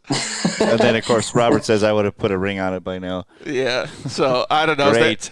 There's some comments coming in that are must be something that we just don't know about. And Amy Quintero just she said the same thing as Seth obviously drives the NA class for the Polaris and Red Bull team, but I really do think that class is a good, and I don't want to call it like a starter class because there's some fantastic drivers, but it's a little different, like Craig said. Like the Pro Turbo class, those guys are very experienced. They go balls to the wall the whole time. It's very, very difficult to win in a situation like that because there's a lot of luck involved. There's a lot of team members involved, like those types of things. So if you want to make a real resume, it's definitely better to start, at a lower level and start making a name for yourself. Craig. Yeah, as far as NA, it's starter class for sure, but Seth, so Seth Quintero, his name's Cheeto for me. It's his nickname Cheeto? for me, but Does he like Cheetos? There's not he loves, we both love Cheetos, Flamin' Hot Cheetos. So, there's not I'll say if he raced Turbo tomorrow, he'd be right there. That kid's fast. Yeah. But NA-wide, it is a great class to break into, but good luck beating Cheeto. I'll tell you that much. He's going to be tough to beat. Well, Caden Danbury thinks he can, so he said, can I run Luda in the rally class? And so if there's some of our audience members that don't know, Luda is one of Craig's cars. I think the first race car that you guys built for Best in the Desert, right? Yeah, it's my old car. It's sitting here in the garage. Won't ever move. Just collect dust at this point. It'll be a barn find at some point in time. Actually, I think what I want to do is wait like 10 years and go race like a Legends class at Nora or something like that with it. That would be super cool. We have a buddy here in Arizona. His name is Jeff Furrier. He's bought he has the two Budweiser Jeep trucks. He has those. He just restored those guys. Who did he say that they were that drove those for? Oh, shoot, I'm going to ruin it. Yeah, I forget it too. But anyways, so he's all into, like, Nora is his number one, man. So he's got a bunch of cool cars from the olden days too. Mirrors, maybe? Yeah, the mirrors guys. Because he's the only guy to race without mirrors. Yeah, remember? Exactly. Dude, some of the stuff that they had a little lever that you could pull. Instead of, like, you know how we all disconnect the light bars and have them quicker? They had a little lever that you could just pull, and all the lights pop up, like old DeLorean style. It's pretty cool. It was super cool. It was super rad. Well, let's do some more fun stuff. Let's talk about that Bronco build that you guys just did. Oh, geez. I've had the Bronco for, I don't know, probably 5 years now. We finished it like 2 years ago. Bill from Jagged X, I remember we were driving on the road. He's like, when are you going to spend some of that money of yours and build something cool? And I was like, and he's like, build a Jeep or something like that. And I'm like, I don't want to build a Jeep. You know, everybody does Jeeps. So I ended up doing the Bronco. Dude, that's exactly why I love that you built it, because I was so sick and tired of seeing all these overland guys in a Jeep, and I'm like, yes, a Bronco, sweet. Yeah. So I bought a 68 Bronco from a retired school teacher who was getting towed around behind his motorhome.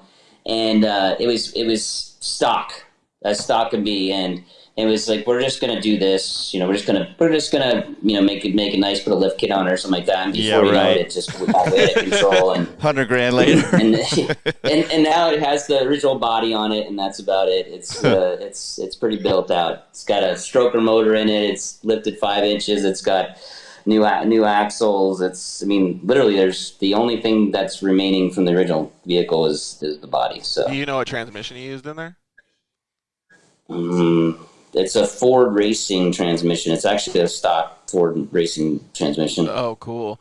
The thing looks killer too, man. And like, I saw those videos that you posted on social media as well. It just looked like it was fun. Like, it probably had to be pretty gratifying to get in there and whip it around too, huh? Well, I'll tell you, it is and it isn't. You know, it's you know, we made it too nice. I've talked to Bill about that a lot. We made it too nice, and now I can't do anything that great with it. It's a concrete crawlers. But hey, I don't know if you know anybody at Polaris or anything, but you can do that stuff in Polaris RZR too. Yeah, that's true. Yeah. Did you have flashbacks of red jackets? Yay, 7th, when you were almost getting it up on two wheels. Yeah.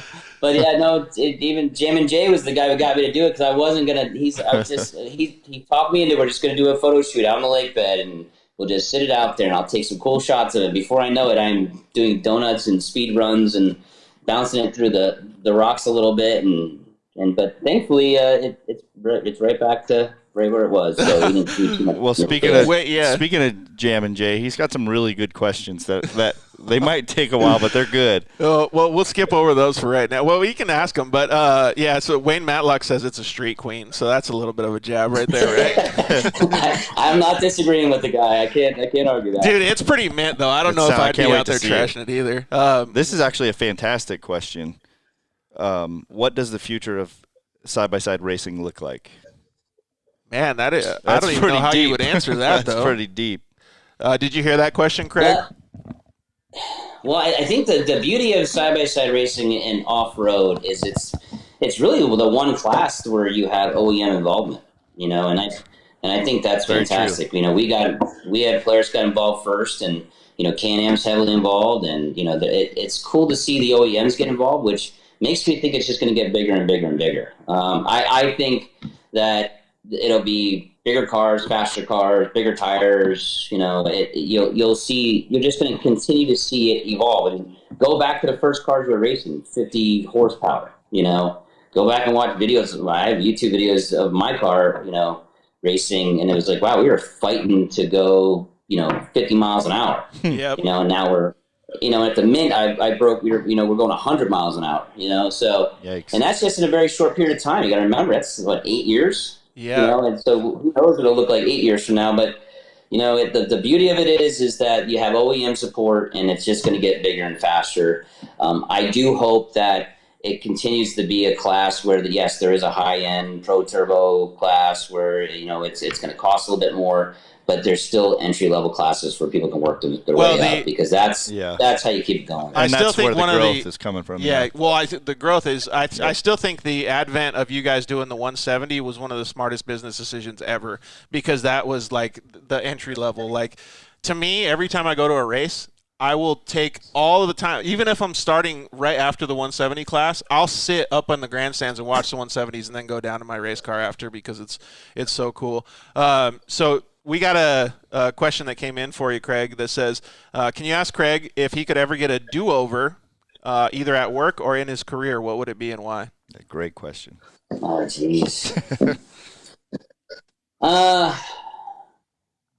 Race at work, I don't think. I mean, there are decisions I've made that I don't love, but I think I've learned from. There are probably situations that I've handled early on in my career with a little bit more angst than I probably do now.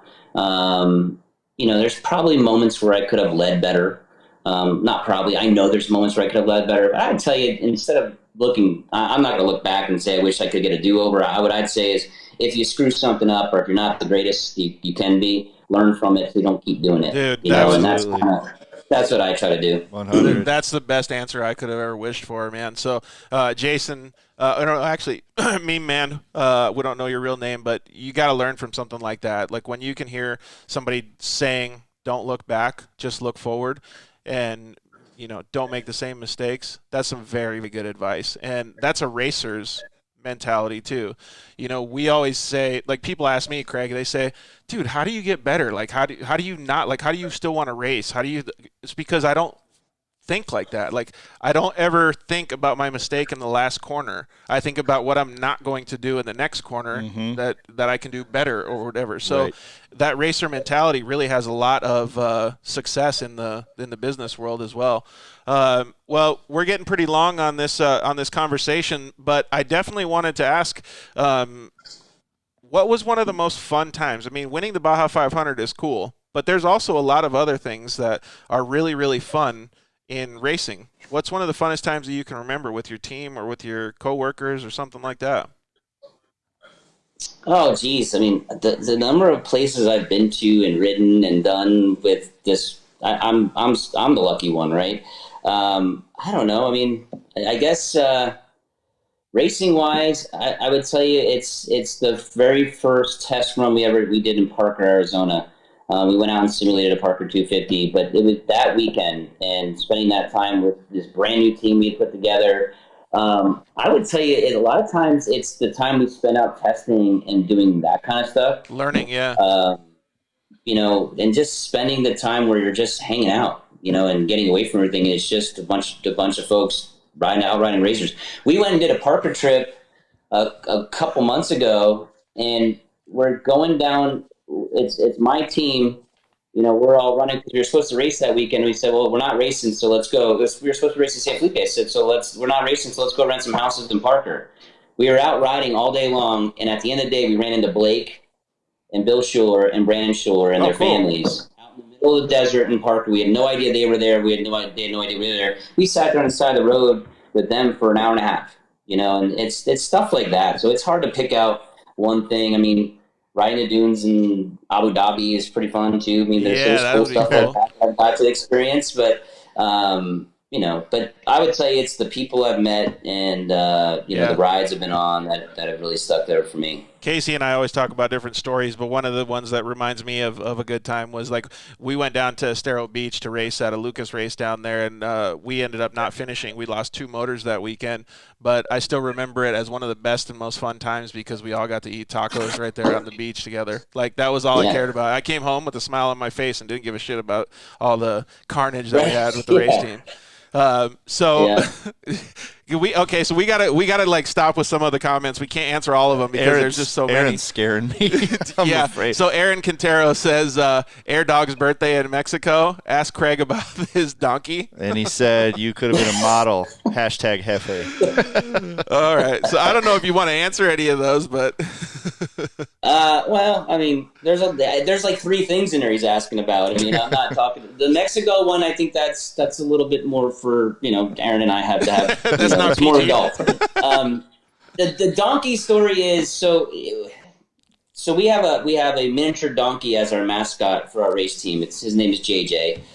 He lives behind the shop behind Keith's house, and I wanted to have a mascot for the team, and I talked to Keith's wife Deborah, and I said I want to get like a donkey or something. Like we need something to take to the races with us for us to all right. It's like you have the Pittsburgh Steelers, you have the Detroit Lions. We need to have the SMG. And naturally we're a bunch of jackasses, so let's get a donkey.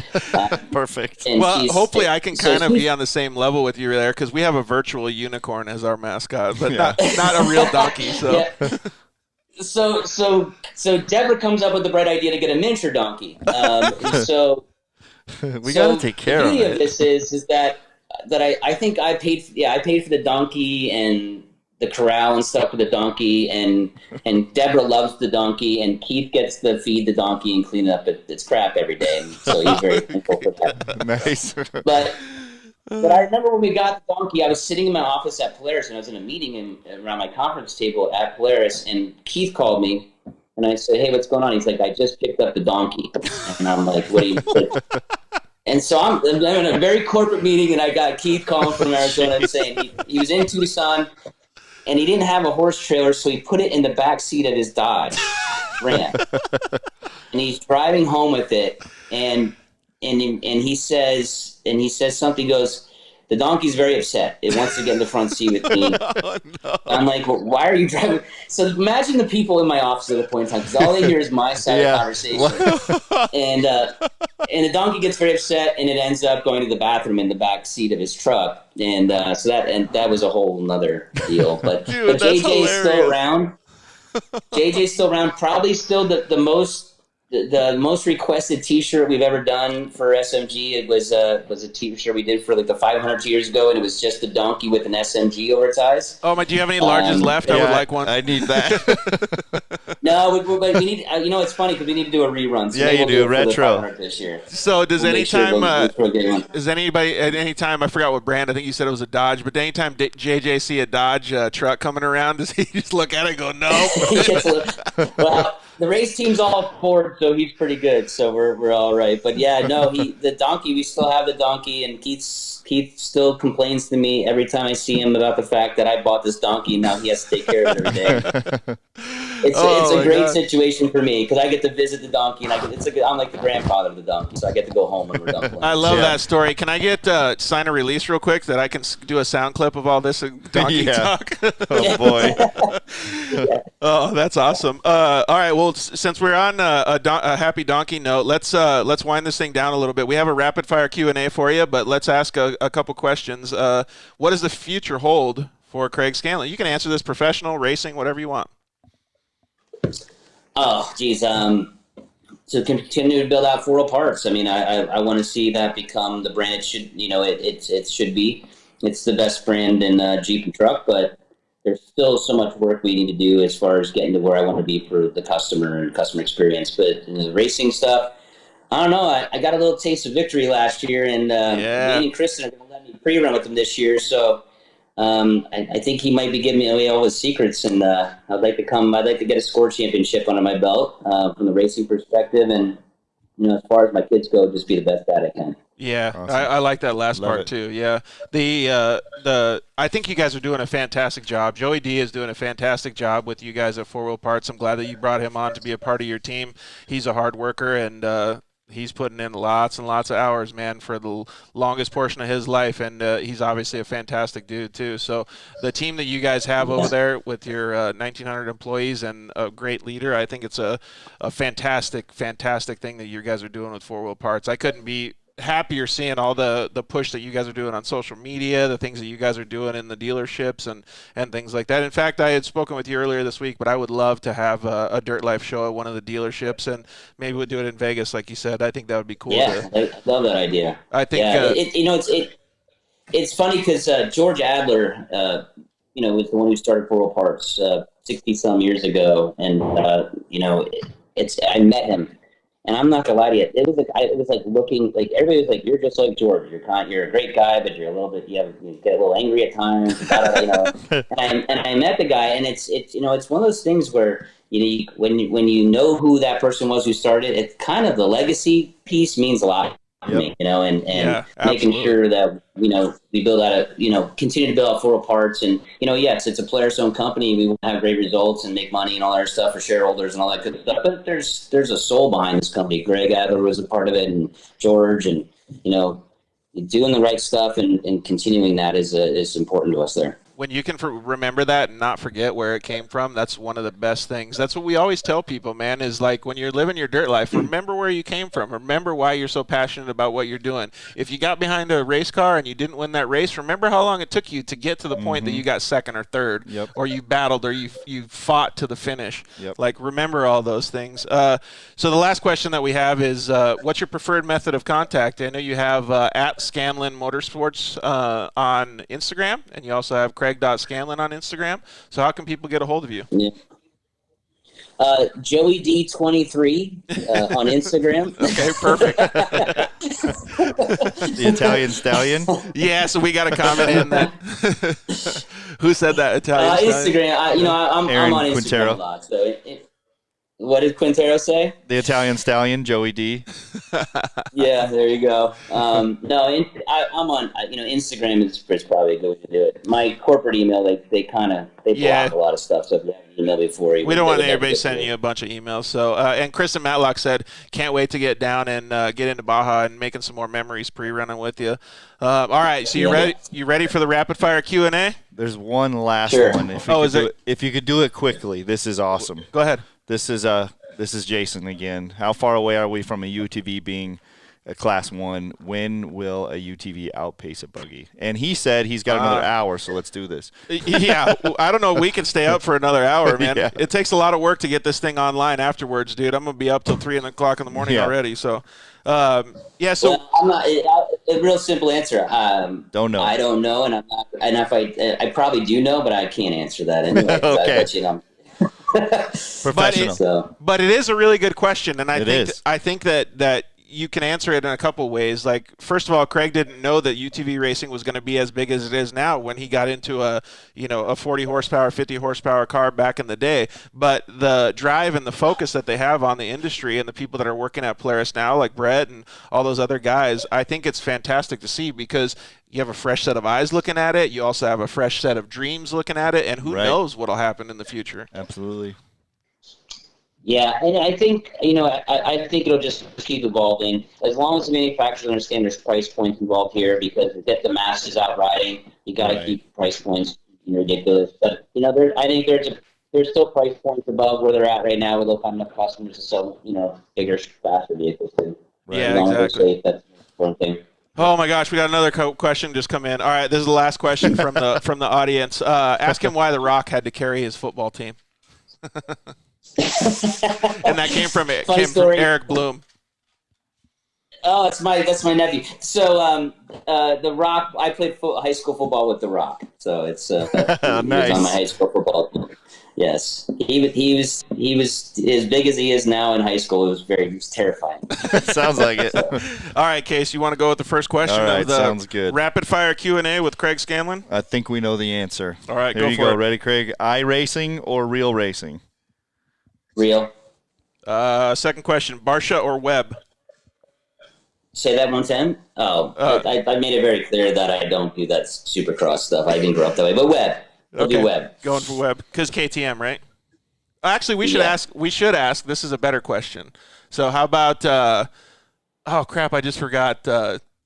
Derek Drake, since he's going to be on the show next week, or Jessy Nelson, because Derek Drake is a young kid as well, and they're both on a 4-wheel parts team. No, Jessy. No, Jessy's my boy. You kidding me? Yep. There's no you can give a list to just about anybody, and they're not going to overtake Jessy. That's the reason. Yeah. That kid is wild. He is. I love him. He really is. All right. Favorite food?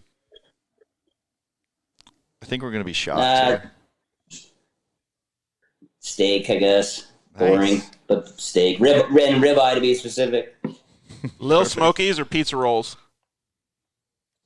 Oh, damn. Pizza rolls. Ooh, that's good. You don't like Little Smokies, dude? They're so good. No, I didn't say I That's didn't. why I just, he was thinking about it. RJ got me hooked on pizza rolls. He was here like a couple months ago, and we had pizza rolls, and it was late, and it was like the best thing I've ever ate in my life. So what'd you dip them in, ranch? Hot sauce. Ooh, that's a good idea. Favorite soda? Hot sauce. Don't really drink soda. Peach green tea from Starbucks. Yep, nice. Oh, this is a good one. Uggs or Crocs? Neither. Uggs if I had to do something, though. Most memorable race? I kind of answered this one Yeah, already. We'll skip over that one. 500, yeah. Yeah. So, favorite flavor of ice cream? Coffee. Ooh, coffee. That's a good one. that's very good. Ski or snowboard? Snowboard. Yeah, I'm going snowboard too. Dogs or cats? Say that one time. Dogs. Dogs? Are you kidding me? Dogs. Netflix or YouTube? Oh, I don't know. I could get down with a little YouTube. I get probably YouTube because if I watch one video, it's 6 hours later, and I end up watching falcon hunting videos. Dude, it sucks you in. You get caught in the loop. Is what happens. You'll start out you'll start out watching like a Best in the Desert race or something, and then all of a sudden you'll be into like a bicycle event and like what he said, like falcon hunting. So it always ends up with a GoPro in the back of a falcon hunting like a goose in midair. I don't know how it ends up there, but it does. YouTube knows way too much about us. What's the next one, Case? Sure. Burrito or taco? Taco. Supercross. Well, you don't do this. Okay, how about this then? Score or Best in the Desert? Ooh. Score. I guess. I love that. I love the guys who run Best in the Desert, but right now I'm kind of stuck. I'm kind of hooked on Score. Right now. I love the guys that do Best in the Desert too, but just because of tacos, I'll pick Score just because I can go down there and eat tacos. Yeah, you know you're going to get that. It's the pre-running, the culture, and the whole deal that does it for me. And the history, I'm sure. Dude, there's so many comments coming in. We gotta button up the show here, sorry, guys. everybody. We love you. All right. What other form of racing would you like to try? Yeah. Do we tell him, or we just let him go? Let's let him go. Okay. Why? Is this a test? No, it's not a test. Okay, rally. I'd like to do rally. Yeah. He always wants it to be monster truck. Yeah. Monster Jam, and someone. Who was it? I forgot who it was. Picked monster truck. Somebody maybe finally Brooke picked. Or somebody? Yeah. Yeah, I think it was Brooke. Yeah. I always wanted to be monster trucks because, like, have you seen Kyle LeDuc's brother Todd LeDuc that does those monster trucks, and they send it like further. I still to this day don't understand how the heck they land and don't break themselves in half. Suspension seats. It has to be. Yeah. Suspensions, but you ever see how strapped in those guys? So Heavy D from Diesel Brothers is a buddy of mine. And he has that Brodozer, and he told me literally. So like when I'm on my car, I can turn my head. He literally cannot. All he can do is with his eyes. That's it. They are that strapped into those things. They don't move. And what about the suspension though? But is the seat suspended? It has to be. Yes. Okay. Yeah. Okay, that makes sense. Okay, and then don't they have like a clear floorboard and stuff too? Yeah, I think so. Dude, that's still amazing. All right, they're gnarly. Last and final question, man, and this is the game changer right here: chips and guacamole or French fries and ranch? Chips and guac. Yep. Nice. High five. Air five. We can, we'll just be best friends, man. Chips and guacamole wins. So good job. I think that's going to bring you some good luck for the Baja 500 this year. Yeah, that's a score answer for sure. Exactly. So, well, is there anything else that you'd like to say or anybody that you'd like to thank before we get off the line? I've mentioned him a couple times. Keith Redstrom, my co-driver and team manager. I mean, it just doesn't happen without him. You know, I would say team manager, best friend, all that stuff wrapped into one. Awesome. You know, as far as my team at Offroad Parts, my team at SMG, the sponsors I have, Method, Tensor, Rigid, Fox, Proline Wraps, there's a whole bunch of them. I'll forget Boxo, Robert Fosgate. I'd love to thank all those guys, but that's kind of typical of these things. So I got some great people behind me. The reason we wanted to make sure is that they get a little bit of recognition, not because you don't help them or whatever, but they deserve it because they're part of your team and they're part of a growing sport that I think with your help, obviously, everybody benefits from it. Like, I am very, very thankful that you were in the position that you were when the side-by-side industry came out. I remember driving my Yamaha Rhino thinking, like, if I hit a curb, this thing's going to break in half. And then seeing, like, the 800s come out, I was like, oh, my God, this is like a blessing in disguise. The 800 is like a new world for everybody. And then obviously seeing the escalation of Polaris going into the different directions that I had with the 900, the 1000, obviously doing turbos and stuff. I can only imagine where the future of the side-by-side industry is going to go, and I see the same direction that you're taking four-wheel parts in right now, and you're taking your race team. It's just fantastic, dude. So keep up the great work.